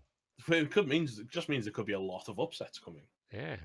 And it's Crodog versus Ornan. And this is a little bit of a tough one to call as well, I would say, because not a lot might be known about either of these two. We'll start with Drop Dead Gorgeous, who won G-Man Division 5. And it's a necromantic team, but they only have 10 players. However, those 10 players aren't bad. Yeah, there are 10 players that have made a mark on their division. I mean, he does have Mighty Blow on one of his wolves, which is the dream. He's got Agi up and Dodge on another one, so he doesn't have block, which is key, but he does have Agi 4, which allows him to do shenanigans. Both the only 2 zombies he's got both have guard, which is actually kind of incredible. He doesn't have any dirty play though, which I think is a slight weakness. His whites are on point with tackle guard and Mighty Blow guard. His flesh golems are fairly undeveloped as well, with only one of them block. And then he's got a Blodge Ghoul, a Rog Tackle Ghoul, and that's about it. He's got a lot of guard. He's got guard on both of his zombies, which is quite nice. Yeah, he's got 4 guard on a 10-player team, which is pretty good for Necro. Now, the team are at currently an 11-1-0 record. I believe they might be due a admin win in the last week, which we should probably process before they arrive here. I feel like that's why we have only seen 10 players. I genuinely feel like it's quite probable he's fired players to try and consolidate the buy MVP SPP onto the players he gives a damn about. Given that the only 2 zombies he has on team are both ones within 4 SPP of leveling and ones with 1 SPP from leveling, and getting block on both of those would be actually fine. He'd be quite happy with that. Well, if and when he does get that assumed admin win, that would give him a 12-1-0 record for the season, which actually ties with the Skinky Island Boys as the best record in REBBL. That's not bad. I mean, that's to be taken into account, you would say. Absolutely. They're up against Ornan's team. Now, this team promoted from the REBBL Miners into REL2 this season, and I think wonky would be a way of describing how they're built. Now, this is an incredibly weird Yeti, but pretty cool. I like it. I mean, Mighty Blow, Guard, Armor Value, Juggernaut and stand firm. So it can surf. It can actually road block fairly efficiently at AV9. Yeah, well, this is the thing. If you're ever going to take armor value, a Yeti is probably one of the better players to consider taking it on. If you're ever going to armor value. However, he's got a berserker that only has diving tackle, which is a bit odd.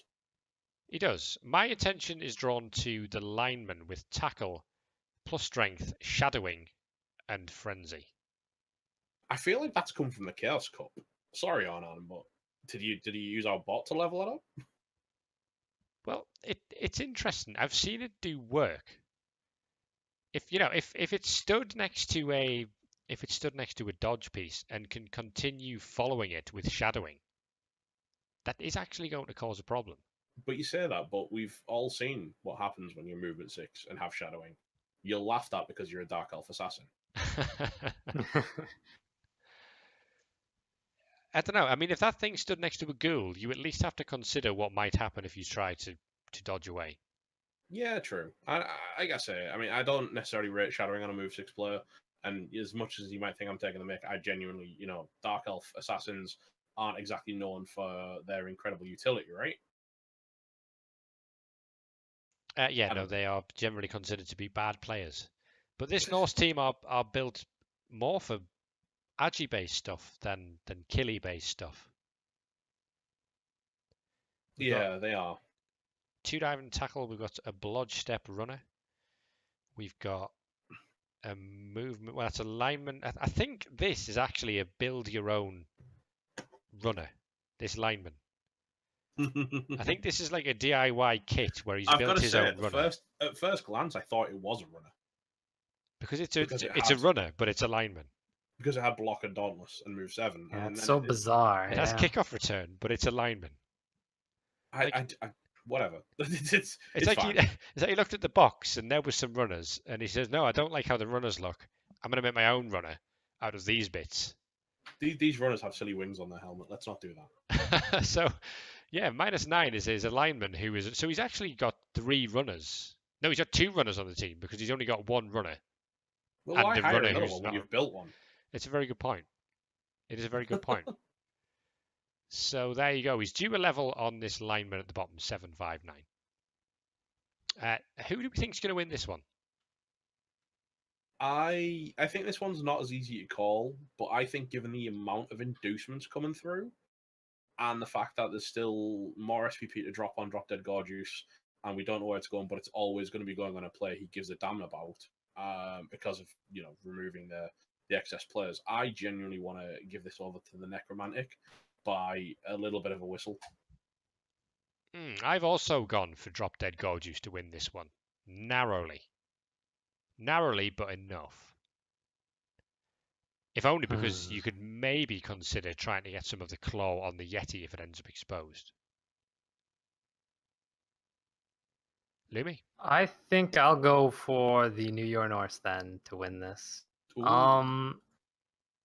The Necromantic are good. I suppose it might have enough money to fill their roster because right now they're at 150k and they're going to get a concede win, so they're going to get money to refill it. They're not going to have any dirty player, I don't think. Don't have. I mean, they have a decent amount of block, a decent amount of mighty blow. I think the Norse are also very well built, and I think that they're just going to edge this game. Yeah. We finally disagree. There we go. So 2 picks for Drop Dead Gorgeous and 1 for the New Year Norse. We'll shift on. We're getting towards the end of this now. We're getting close. The end is in sight. Because we're now into the bottom right part of the bracket, and there's only 2 Dark Elf teams in the playoffs. And after round 1, there'll only be 1. Yeah, they play each other. So it's Bobby Bintang and the Dark Star Second Liners. Now, this is an incredibly high TV team for a 1-season team. Yes, it is. Bobby's worked hard to develop this team. And it looks nice. We have dodge as far as the eye can see. It's everywhere. That's 1, 2, 6, 7, 8. 8 by my count. 8 players with blodge, either blodge or rodge. We also have an Agi5 Witch that has Wrestle. We have a plus movement Blitzer. We have 3 Tackle. We have a Dirty Player lineman at the bottom. I don't hate that, you know. We've got a Mighty Blow Blitzers coming through as well, which is nice. Dirty Elf. I never thought I'd see the day. There is 12 of them, so he's got a bit of a bench. So he can afford to take a smart foul. He's not going to be doing it, you know, indiscriminately like some of like the other teams, like I suggested against Papa Nasty. You know, there's going to be less. You know, it's going to be more. Ooh, that's a really choosy foul. Let's take that rather than. Yeah. Otherwise, but let's see what they're going against, which is a significantly diminished Shadow Hill Cowboys. I mean, yes, we've heard of this team. We've heard of this team. It's the Shadow Hill Cowboys, or rather, it's what's left of the Shadow Hill Cowboys. It's almost the Shadow Hill Cowboy at this point. Because in an 11-game season in the Big O Division 1, San June has suffered an almighty 10 deaths. However, I actually spoke to him mid-season, and he was like, he messaged me and said, I literally don't know what's going on. I'm just trapped in this death spiral that I can't deal with. The guys that are left aren't bad. Both the Witch Elves are left. The Movement 9 runner is alive. And Rianfin, the Leap Strip Ball Blodge Agi 5 Blitzer, is also still alive, but with armor value 7, so may not be for much longer. Yeah, but the thing is, it's one of those. He's lost. A lot of what he's lost has just been generic Blodge players, or, you know, he's lost kind of the meat of the team, but he's not lost the bones, and the bones are the important bits. Ryanair is an incredible runner with +2 movements. You can't argue that Ruth Sinelia and Endenan are incredibly nice witches for what they do. Both of them have Mighty Blow on them, and Endenan getting to go where she wants with Agi, plus strength on Ruth Sinelia makes her incredibly good at sacking. She is only Agi 4, so, you know, leaping is a little bit harder, but she has got it. Strength 4, wrestle tackle makes her really good at just jumping into a cage. But even better at jumping into a cage is Rianfin with Agi 5 and strip ball. So I genuinely, I mean, that instantly forces Bobby Bintang to have to carry Arnie Shirahan's blitzer, because if he doesn't, he loses the ball to an Agi 5 leap, right? And if he does, there's still the option of the strength 4 leap to 2-dice him out of a cage. So really, the only thing, I mean, and Sandu gets inducements in this game as well, because he is down TV. Not much, because once he's paid for a few elves out of the inducement money. Well, many elves. He's going to get that lineman back, but he may fire the movement 5. Actually, is he even going to be looking at inducements? 15, 17? I don't think so, no. No, he's got 20. He's going to get 4 journeymen at this point. He can buy 1 more non-journeyman if he wants it. Which he's not going to bother, because there's just no point buying linemen unless you can get above 11, I would argue. So yeah, he's actually looking at 280k journeymen. So that's pretty much going to keep him exactly equal with, I don't know, he's going to be 40 TV up on the Darkstar second liners. What do we think? Is this the best chance of an upset? No, I think Sandoon's going to take. I've voted in favour of Sandoon for this one, simply because whilst he doesn't have as many players, the players that he does have are incredibly well designed to do their jobs.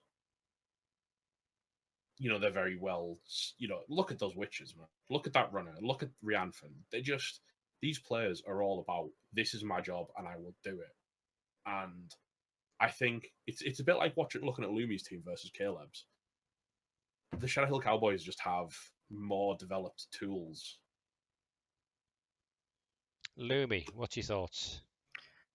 Yeah, I think the big thing is the Leaping Witch Elf and Rianfin are going to be very good at putting on ball pressure. And I would say the Darkstar second liners don't have a lot to counteract that in terms of just skills like guard, or they're going to have to try to screen off those players. And he has Yeah, and the Cowboys have great options for either trying to do ball retrieval. You've got 2+ edgy players. You've got this ridiculous fast runner. If he can get his hands on the ball, he's probably going to be able to just hand it off or pass it to somebody. I'd probably go for the Cowboys here. You're going to have some loners, but those loners are probably just, I mean, they're just going to be there just to get hit, to protect these core players that are clearly the Dark Star second liners don't have anything comparable. They've got like a plus EIG player with Wrestle, it's a Witch Elf, which is pretty good. No, they got one Leap Wrestle, but not as much, I feel. All right, this is where I'm putting my neck on the line because I'm calling Bobby to win this. And I'm basically gonna cite the last game of the season for San June where he went up against Tomo and the Echoes of Ulthway, who were also a Dark Elf team, who basically ripped them apart on armor breaks, turning into casualties. And if it falls apart again, it was a 2-2 draw in the end. And I actually think the Dirty Player Elf is going to make a significant impact on this game because Bobby also has 170k in the bank, which he could of course take the wizard route, but he could go down a bribe route and start fouling like his life depends on it. And if he can remove one, maybe two of these important players for San June, then it might be a big ask for the Cowboys to overcome this. So I'm going to stick my neck on the line, and I'm going to predict Bobby to win this. That's my big call. I feel I need to pick one shock in this first round because there's always one shock, and I think this is where it is. Okay. So there we go. San June safely passing to the next round. I feel like after his death spiral, he needs a bit of Bobby cursing, to be honest. All right, we will No move offense on to Bobby in that, of course. from Dark Elves. Yeah, we've got Gloom and Zoom, who are another returning bit of an experienced team. Yeah, semi-finalists last time out. They were the cause of a major upset last time. They were, yes. Which was destroying, and there's no polite way to put it. And I feel bad to Gerber for saying it because Gerber is a great coach and a really nice guy, but they absolutely tore Maybe-Orca work apart because they just did. They just threw incredible fouls that weren't called by the ref. There was like unassisted fouls taken out Orcs. And at that point, when the Orcs are suffering that much kind of attrition, there was just nothing Gerber could do. There was also shoutouts to Hindered Dejection, who's now dead, who just tied down like 4 Black Orcs on his own. Well, looking at the team, your eyes are instantly drawn to the werewolves. It's ridiculous. It's disgusting. It's horrible. That's horrible. They're both strength 4 blodge. One of them is blodge step, sure hands. The other is mighty blow, tackle, claw, of course. Now, you were saying the flesh golems. Both flesh golems died in one match earlier in the season. Including, as I said, the famous Hindered Dejection. Yeah, who had such a good time tying up 3 Black Orcs in the playoffs last time. The whites are okay. We have a Pom tackle white. We have a Mighty Blow guard tackle white. The ghouls are very much doing ball sacking work with wrestle and dodge. The zombies are not really much to write home about. We've got the one kick zombie. Except, shout out, we were just talking about him. Maybe-Orca work taking the loss, and the very famous Wolf Rider dying on the pitch, and there he is. He survived an entire season without doing anything. He's still cursed to wander the halls of the REL after falling over on a GFI and being fouled to death. I would say he is a trophy and a half. He really is. He really is. And I spoke to Fiction about him, and apparently he hasn't kept him like on the bench or anything. He's had him on the line and stuff. So the fact that he's done no like random scattershot casualties or got an MVP or anything is a bit surprising. Well, as long as he doesn't do a GFI with him, he'll be fine. They're up against Super Green. Now, you obviously have particular beef with Super Green Metal. Yeah, they took my spot. I'm not even going to pretend. They took my spot, man. If they'd have lost their last game, Which, let's face it, the way Yasin was playing, it was very, very difficult for that to happen. And I'm not going to get into it too much, but their killer's back, although he is AV8, so he's getting fouled as soon as he palms. Let's be brutally honest. Both of these teams qualified for the playoffs last time, and they are both back, and they're going up against each other. And this is not a bad Orc team. But Fiction is famous for taking down one of the better Orc teams G-Man's ever seen. Yeah, ripping them limb from limb last year. As good a coach as Yasin is, and trust me, as I've played Yasin, I can tell you he is a good coach. He's very considered. He takes his time. He won't do anything unless he's, fully sure it's the better player. He doesn't take, he's quite risk averse, but in like a good way. So he'll take the risks that he needs to take. But I don't know. I just think if you can beat maybe Orc will work. Super Green has a lot less to offer. Yeah. If we push towards predictions, we'll start with you, Lumi, this time. Although Green Lantern is an incredible player. And of course, Lumi, you have gone up against Gloom and Zoom. Yeah, he did beat me in the regular season, albeit by a blitz on turn 15 with the short kick. Yeah, when the game was tied. But I'd have to say Fiction plays a very aggressive game. And I mean, it definitely shows. Not afraid to blitz with his wolves, get them dirty. If you were to lose them early in the game, that could very well spell doom for him. It's just a matter of whether Yasin would be able to knock them down, be able to capitalize on it. Really, I mean, before Gloom and Zoom had at least decent flesh golems, but now it really only has 4 really good players. You've got the Whites, and then you've got the Werewolves. I would say the removal options definitely favor Gloom and Zoom because of the Claw Mighty Blow. But I think I will give this one to Yasin because I just think that the Orcs have a lot more guard. If it's well positioned, those Werewolves are going to have a tougher time getting in. And if they try to get in when they shouldn't, then they could get trapped, downed, fouled. If they're hitting 3 players, they're fine with it. They don't have much guard, though. That's the problem. So if they're isolated, they can be taken down. If you can maybe position that guard or in places where you could frenzy trap the Wolves, then they could end up in trouble. Like I say, I think I fully respect Yasin, and it was a very, very difficult choice. But I think I went for Gloom and Zoom simply because once you've seen him take down maybe Orc will work, I don't think Super Green have the same level of development. Well, Yasin ran Eisenmike very, very close in the playoffs last year. It was 3-2, I believe, or was it? It was 2-1? OT, if I remember. Was it OT? It might have been a turn 16 win for Eisenmike. I'm not sure. But he ran him very close, and he's had a very good season again in G-Man 2. I think Lumi's right that it very much depends on what the Werewolves do. If the Werewolves stay on the field. If Yasin's able to remove the Werewolves, then I think he's probably got this one in the bag. Because I don't think the Whites can win it on their own. But I don't think he will get a chance to remove the Wolves, and I think Gloom and Zoom are going to win it. So that's a 2-1 to Gloom. It is, yeah. Okay, moving on. We've got the final. Yeah, last one. Final one, and we've got 3 more teams to look at after this because they're not playing in the first round. But and this one is going to be the playoff opener.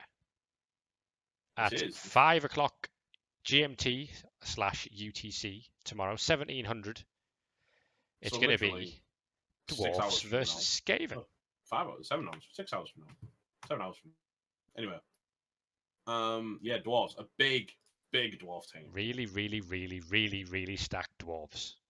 Yeah, the Berserkers are just ridiculous. Holy moly, look at the state of that. Look at all that guard. That's a death roller. With guard, because it's. I don't think you're allowed on the team unless you have guard. That is 7 other guard pieces. So 8, including the death roller. And the strength for Toral Slayer, because what do you need if you've got that much guard? That's a lot of guard. The rats aren't going to be doing much blocking here. That's also 1, 2, 3, 4, 5, 6 mighty blow players. Yeah. Apollo is an incredibly stacked runner. We have 4 stand firm. We have a strength 4 Troll Slayer. We have a movement 7 runner with kickoff return. We have a blodge strip ball sidestep leader runner. And then we have a bog standard mighty blow tackle Troll Slayer as well. This team has everything it needs to deal with rats. And what do the rats have? AV7. This is a good dwarf team in which nothing has died horribly. So you're still seeing the Death Roller, just FYI. As I think I've talked with Owned, and he says he's going to drop it. So It's for still this here game. for now. It's still here for Okay. now. Magni Bronzebeard here, who's been around for 16 games and has 1 kill to his name. But I could understand his decision to drop it. It would take a good 180k off the team value. He has 150k in the bank, which presumably has Wizard written all over it. But does he need the Wizard against the Rats? Possibly. Because the Rats also have enough money for a Wizard out of their own pocket money. And they have a natural 1-turner. This isn't a bad team. In fact, it's a mutation-heavy team.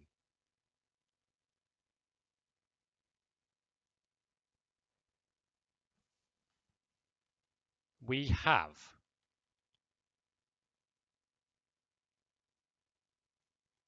if anyone else is here, everyone seems to have gone quiet. And I'm now concerned that I've lost internet or something. No, you're still there. Yeah, we have a Mighty Blow Tackle Storm Vermin and a Claw Guard Storm Vermin, which is an interesting choice. Obviously, Claw turning up just after we got the guard. On the wrong one. It's very, very upsetting. I mean, I don't like taking guard on Storm Vermin pretty much because of exactly what happened to Nia. I think Storm Vermin incredibly hard to level to Mighty Blow. And God, I would not like to try and get one to 16 SPP without Mighty Blow. Yeah. So let's have a look. We have a 2-headed gutter runner with wrestle. We have a wrestle strip ball sidestep. Wrestle horns. and horns on. Oh, and on horns as well. Yeah. So That's 2 lots of nice. horns. Yeah. There we go. So obviously horns looks quite nice on the gutter runner. Not a bad little model there. It's one of the best Skaven mutations graphically, I believe. We got an Agi5 big hand block leap gutter runner. That is an insane ball grabber. That between, can pick up anything anywhere. That thing between Weeble and Sneeble, if they get a half a chance, they're gonna sack your carrier. I like that Weeble and Sneeble. They sound like the Chuckle Brothers or something. Just running in and out, making a mess. A comedy duo. And if the ball does go down, jump full, big hand. He'll take it out of as many tackle zones as you can put on it. And of course, Groik doesn't need any of that because he can just run in on his own. And they've got Agi4 throw, but then they've got 0 development across the rats. They've got to level up, which I feel is probably going to be dirty player or kick. Unless it's a double, in which case he might take guard. Do you Although really want it feels like a waste when you've gone up against 8 guard. I feel like in this head-to-head with, he's got about 1710, so he's got like 400k inducements. I almost feel like Big Rat wouldn't be a terrible idea, just because I feel like he needs something to try and fight back against these dwarves. I'd be taking kick on that lineman because I don't even think dirty player would be worth it. I don't know how many blocks he's going to be making in this match. Depends on the sort of line the dwarfs run. He might not be able to generate a 2-die anywhere except maybe on the end of the line. Yeah, he's going to have to, I think, and especially because he doesn't have Claw Mighty Blow, but just Claw, I think Nier is going to be putting in work as the blitzer. So his guard is almost useless because he needs the Claw more than he needs Mighty Blow tackle. Yeah, the Storm Vermin are kind of messy, to be honest. It's you'd really like that Claw on the other one. Because then he would have an obvious job to do, and the other Storm Vermin would have an obvious assisting job to do. Yeah, he could actually free him up to guard, but I don't know. I instantly looked at this matchup, chuckled to myself, and went, "Oh, that's a bit rough," and then gave it to the Berserkers. Okay, so Lumi, what do you think? So the Skaven, their core is obviously with most Skaven teams, but particular for this matchup is going to be the gutter runners, especially the last two. I feel you have your one turner, you've got actually almost all the gutters. You've got your sacker, you've got all the gutters you need. Everything on the team not quite as good. You've also got a plus agility thrower, which isn't bad either. I don't think on offense you're going to be struggling. It's going to be on defense that's going to be the main issue. I actually did a friendly against Owned for practice, for his benefit, not for mine. But and it's ultimately one of the reasons why he decided, at least he should be deciding, to get rid of the death roll. He already told me that he would do that. But yeah, I think if he can get damage on and get those gutter runners vulnerable, it's going to be very difficult for Gotti to turn it around. But if he does not get any damage, and that wizard could be very key in picking up the ball and stealing it. I think this matchup is going to be a lot more even than most people would think. I've got to say, I mean, the Death Roller, you're right that the Death Roller, I think, is pretty, for want of a better word, dead weight. Because against Skaven, if they want if you've got a Death Roller and they don't want you to have a Death Roller, they will score incredibly quickly. Yep, and that's what happened relatively similar in my friendly, because he put it on defense. He does have the Bribe Stadium, so he does have a small safety net for it. Assuming he gets to play at home. Yeah, that's also the key. It's a coin flip, right? But he also get to see that before the game starts, so he can decide: do I get rid of my Death Roller now because I won't be in my own arena, or maybe he'll decide to keep it again. I don't know, but I think I'll give it to the dwarves this time. I think that he can get enough damage to put those gutters in terrible spots and then murder them. And let's face it, especially if he loses Magni Bronzebeard, the Death Roller, he's dropping 180 TV from his team. And if he really wanted to min-max, he could also drop a team reroll because he's got leader and still have 3 team rerolls on the pitch. You know, he could really trim down. That's almost like 230k TV. That'd bring him much closer to where the Skaven are for still what I would say is potentially a stronger team when it comes to the fighting. I think I'm going to surprise people here because I am going to give this to the Skaven. As a dwarf coach, I would be terrified of playing against this team because if they get the ball and score quickly and had a wizard in hand, you could end up blitzed to the extent that you're maybe two, maybe even 3 touchdowns down before half time. If the dice went wrong, if he went very aggressive on getting, he's got that gutter runner that can leap in anywhere and pick up that ball. It could go wrong very early doors, and you could suddenly end up chasing the game to an extent where dwarfs just can't score quickly enough to get that back.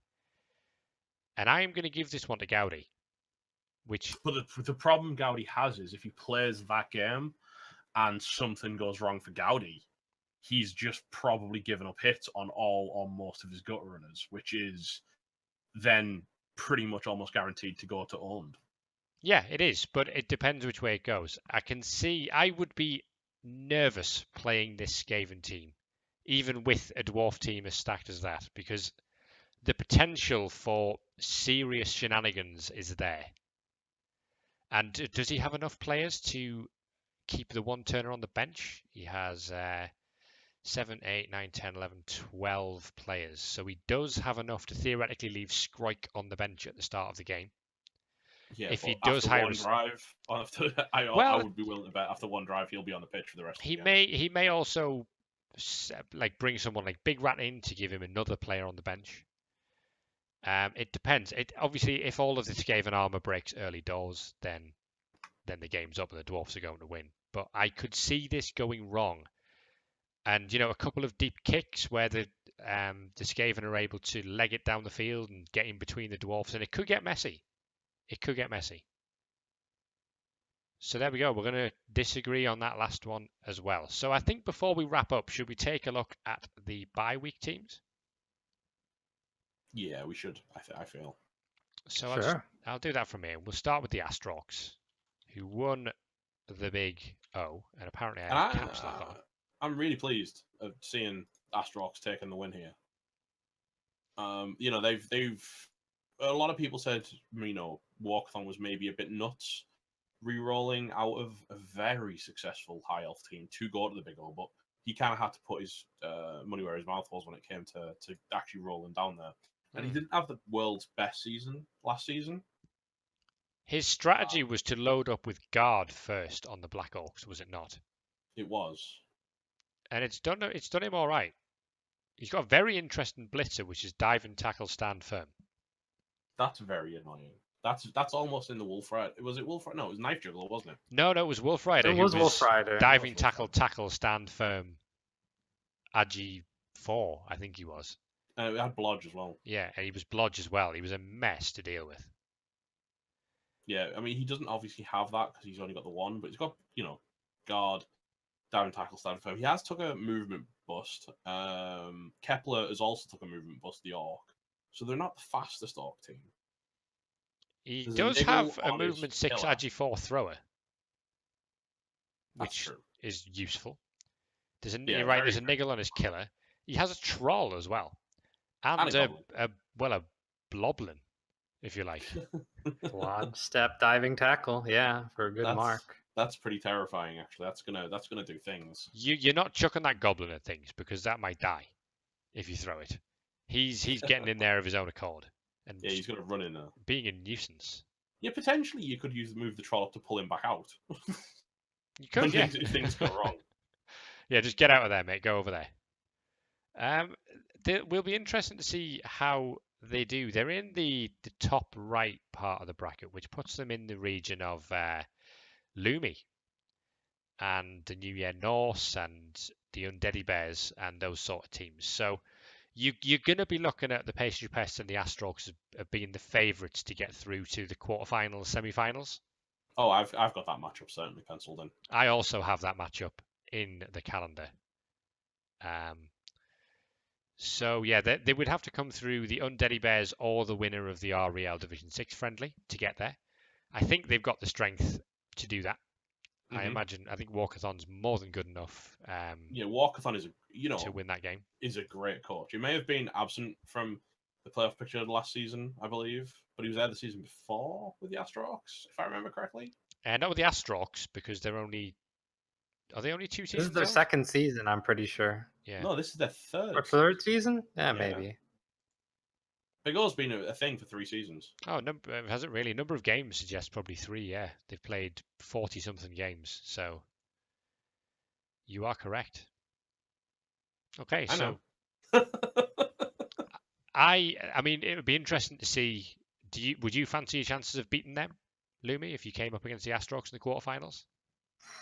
I mean, obviously, there's teams I would prefer, but I think it could be a fun matchup. It doesn't have a whole lot of tackle, but it does have a lot of mighty blow, especially on Black Orcs. Not a lot on the blitzers, which is usually the opposite, right? You usually have super developed blitzers and then Black Orcs, but in this case, the Black Orcs are quite developed, and the blitzers, they're kind of around the same in terms of development. But then again, if you're playing in a division with Papa Nasty, there's always a risk of recycling a player. Let's say the blitzers are quite sort of kooky. It's 2 dive and tackle and guard as opposed to the build we saw from Papa Nasty. But like I say, Walkathon's always been about utility when it comes to his builds. He wants options. He wants the ability to do things. And he's willing to sacrifice players to do that. And well, he's obviously got a plan because you would think, oh, well, I've rolled a double. I'll take dodge on those blitzers.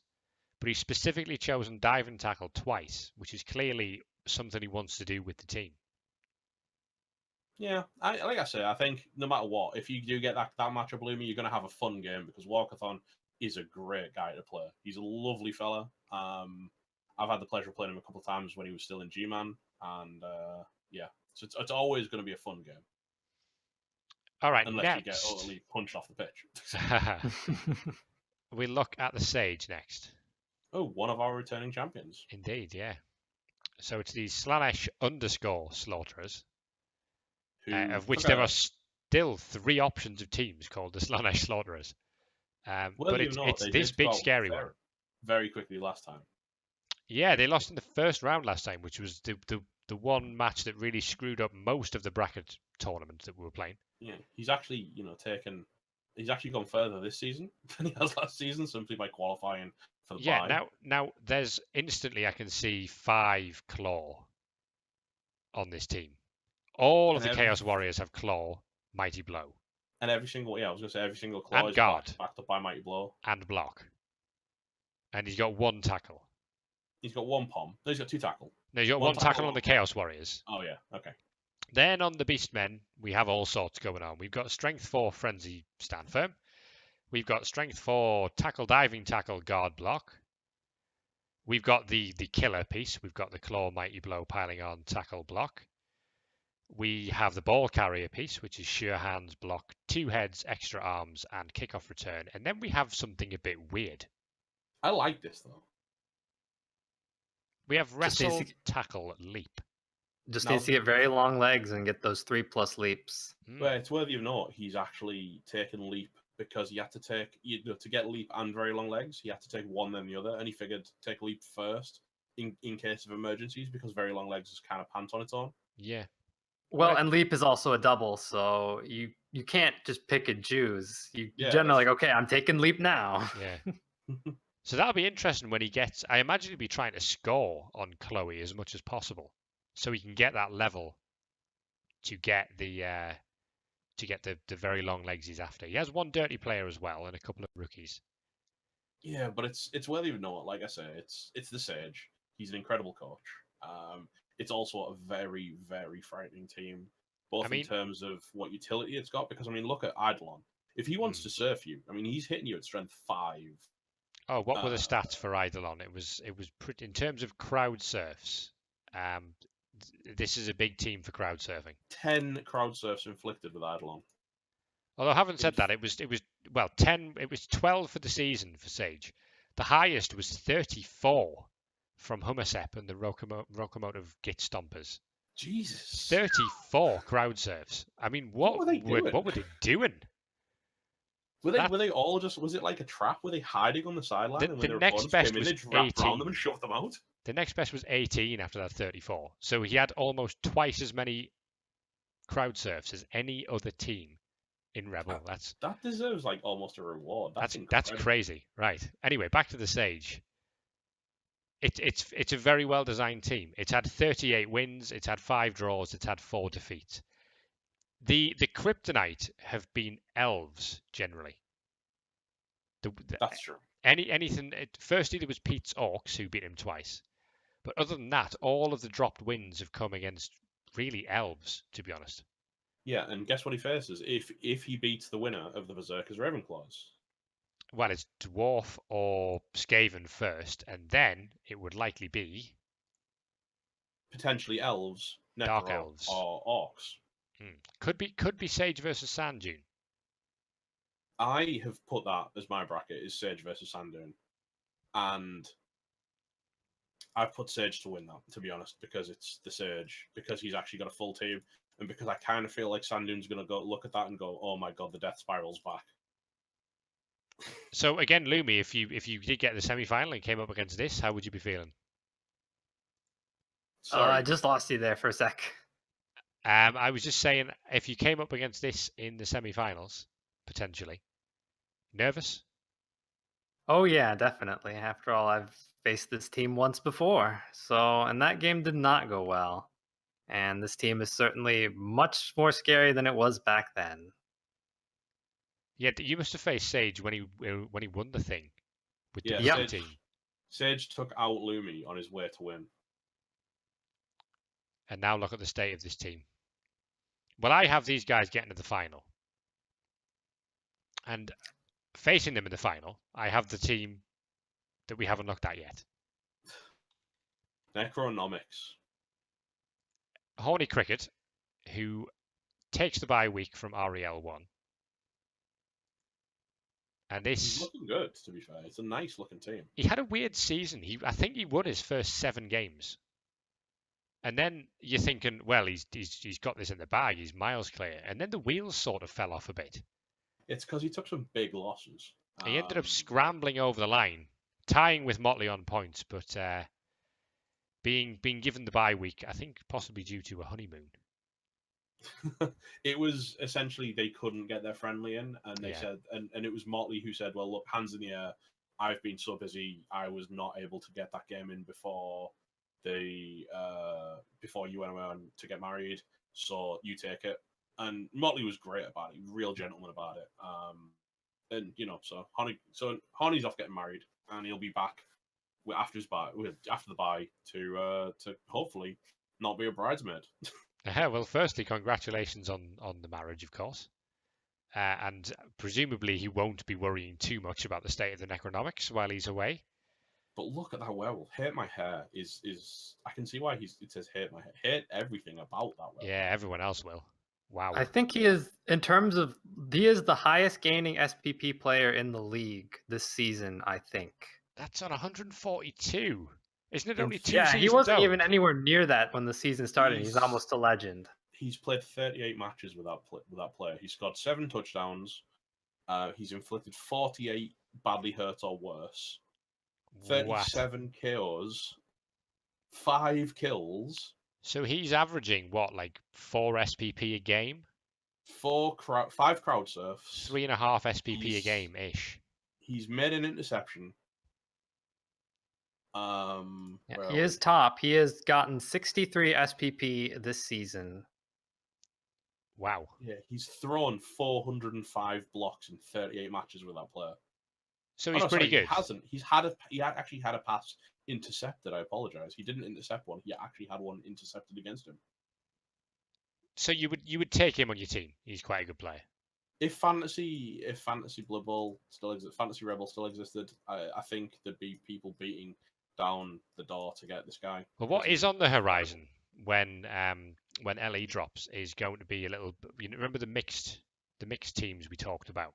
Oh yes. Getting some. So I'm hoping to set up a little, maybe 4 or 8 team tournament. We'll get some coaches to come and play the teams, and we're going to stick in some of the best players that Rebel has to offer, and we're just going to see what happens essentially. Well, how can you say no to a block piling on Mighty Blow, tackle, jump up, werewolf? I imagine this wolf will be in there. We're going to get all the legends like Huge Jackman in there. We're going to get all the dead legends, all the living legends in there, and we're just going to mess about and see what happens. To be honest. But yeah, look at the other players as well. Horny Soul, he's fairly new to the team. He is, yeah. But he's still got block and plus agi, which is very nice. He's only played 7 matches, but he's going to be a bit of a touchdown generator, given that he has agi 4. If you need him to catch, if you need him to dodge, he's probably your man.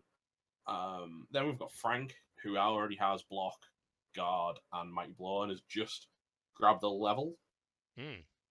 So he's chilling. He'd love dodge on that thing. Oh yeah, he'd be the new hint the dejection. Fred 2 recently died, so he's not played a great deal of matches. He's played 1 entire match, did pretty much nothing. Talcum 4, we'd expect mighty blow. Or tackle. On that thing. Fair shot. Because there is the one thing it's missing. The team's not got a great deal of tackle, only having Hate My Hair and Grandpa Guile with it. Grandpa Guile's a decent sacker, though, with wrestle and tackle. And I think the reason these whites aren't too highly leveled is because he took guard first rather than mighty blow. So he's thinking on a team wide, kind of, picking for the team rather than picking for the player. We have an obvious ball carrier as well, in Great Grandpa Guile. Great Grandpa Guile and Grandpa Guile 4. Wow, there's been a lot of Grandpa Guiles. And then I think I can spot one of Lumi's old players there. Cavi can. He did a no assist foul and murdered him like on turn 16 when he was. Oh no, turn 15. It was right before he was going to score. Yeah, and that's what happened in our game. Wow, what a shame. Well, there he is. How did you get on against cricket this season? I tied him. Fair enough. It seems like a lot of the guys at the top that did qualify seem to sort of all tie with each other. Speaking of results, did you see what he did to Mike in their final game? Oh yeah, it was 4-0, wasn't it? It was 4-0. It was 19 horrible. armor breaks to 8. He killed 2 of USS Sulaco. It was horrible. It was really nasty. Hate My Hair picked up 14 SPP in that game. Without getting the MVP, by the way. Yeah, without getting the MVP. That was just of his own accord. Yeah, that was a massacre. 19 armor breaks turning into, well, 10, 11 removals. 3 KOs, 7 injuries, and a kill. Not much left. So there was only 8 armor breaks that left somebody on the pitch. What I'm going to ask you now, Lumi, is who you have to win this whole thing. Is it yourself?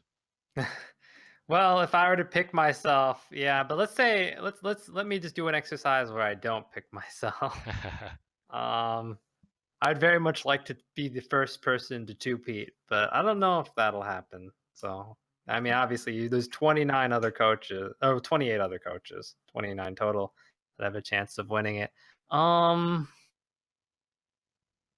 I think Sage has a very good shot at going all the way because it's a chaos team with just a crap ton of killers and tackle and has a sacker in the making. The only thing you could see beating them is some sort of absolute elf bullshit. Maybe rat nonsense could do it though. You know, that's perhaps kind of rats are a lot like 5 Skaven teams in there. Rats I mean, maybe they meet. Maybe they get upset in his first game if Ravenclaws does win, because I'm pretty sure the matchup between the dwarves and the chaos greatly favors the chaos. But maybe like the Skaven bullshit can overcome just that heavy bash. I have seen Sage mentioning that he would be fairly concerned facing that rat team, assuming it survives the dwarfs in any sort of reasonable condition. That could be a tough matchup for him. Whereas the dwarfs, you would expect him to just claw his way to victory. Yeah, certainly. Yeah, I think I think we're going to see as you say, the two-peat. I think that's going in regardless of who it is. But I've actually got you down to win, Lumi. I'm not going to lie. I've got you and Horny in the final for a repeat of your seasonal game. And I've got you to finish off there. Well, thank you.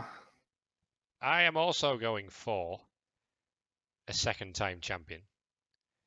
But for me, it's Horny Cricket who's going to win it this time. I think he's had a pretty good season. He's shown that he's capable of massacring some damn good teams. I have him up against. Cricket is an incredible coach, man. He is. He's a very, very good Blood Bowl coach, and very, very good Blood Bowl coaches tend to win Blood Bowl tournaments. It's funny that. It is, isn't it? I have him up against Sage in the final. I actually have Lumi going down to the Astrorks in the quarterfinals. Wow. Yeah, big calls again. But of course, remember last time when I predicted Lumi to lose in every single round except the first one, and he went on to win the whole thing. So just keep doing the opposite of what I say, folks, and you'll be fine on your brackets. My bracket is up and available, so you can take a look at it and just bet the other way if you want. But I think we are going to wrap that up there. Metal, do you think we'll be back with one of these after the first round just to see how things went? Maybe talk about the round of 16? I'd like to do that. We'll see if we can get that organised. But wow, playoffs start tomorrow, folks. Or it might even be today by the time you listen to this. They might even have already started. Who knows? They might have actually, we might actually have a result and we might know if, to be fair, how many brackets. There'll be a scream as multiple brackets die in the night. We will be live from probably a little bit earlier than 1700 GMT/UTC. We'll probably be on Metal's channel. We might be on my channel, but I'm sure we'll fight that out amongst ourselves. Hopefully the Richest T can join us and we can get the dream team together. Oh, the old school casting team. Maybe some of the newer casters can get in on it.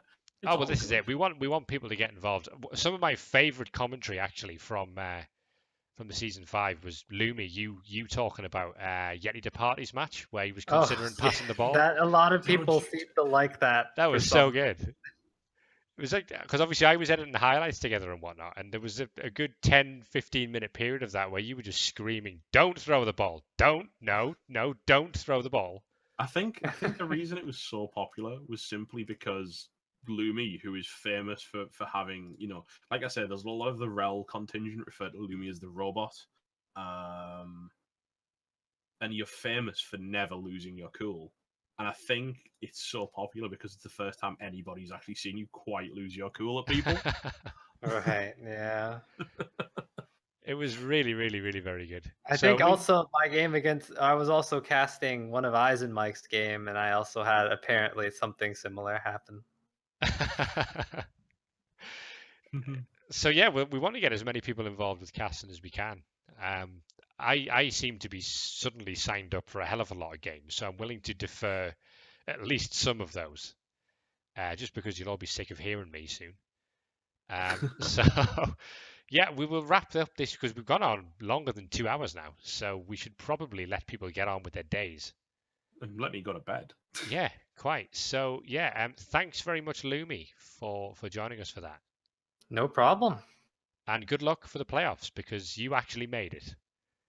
Yeah, Thank you. congratulations. To be fair, I was hang on. Before you say anything else, I was literally one game going the other way, and I'd have been there. So let's not pretend. Well, you nearly got there. Wasn't almost there. And I qualified for the REBBL All Stars, so that counts, right?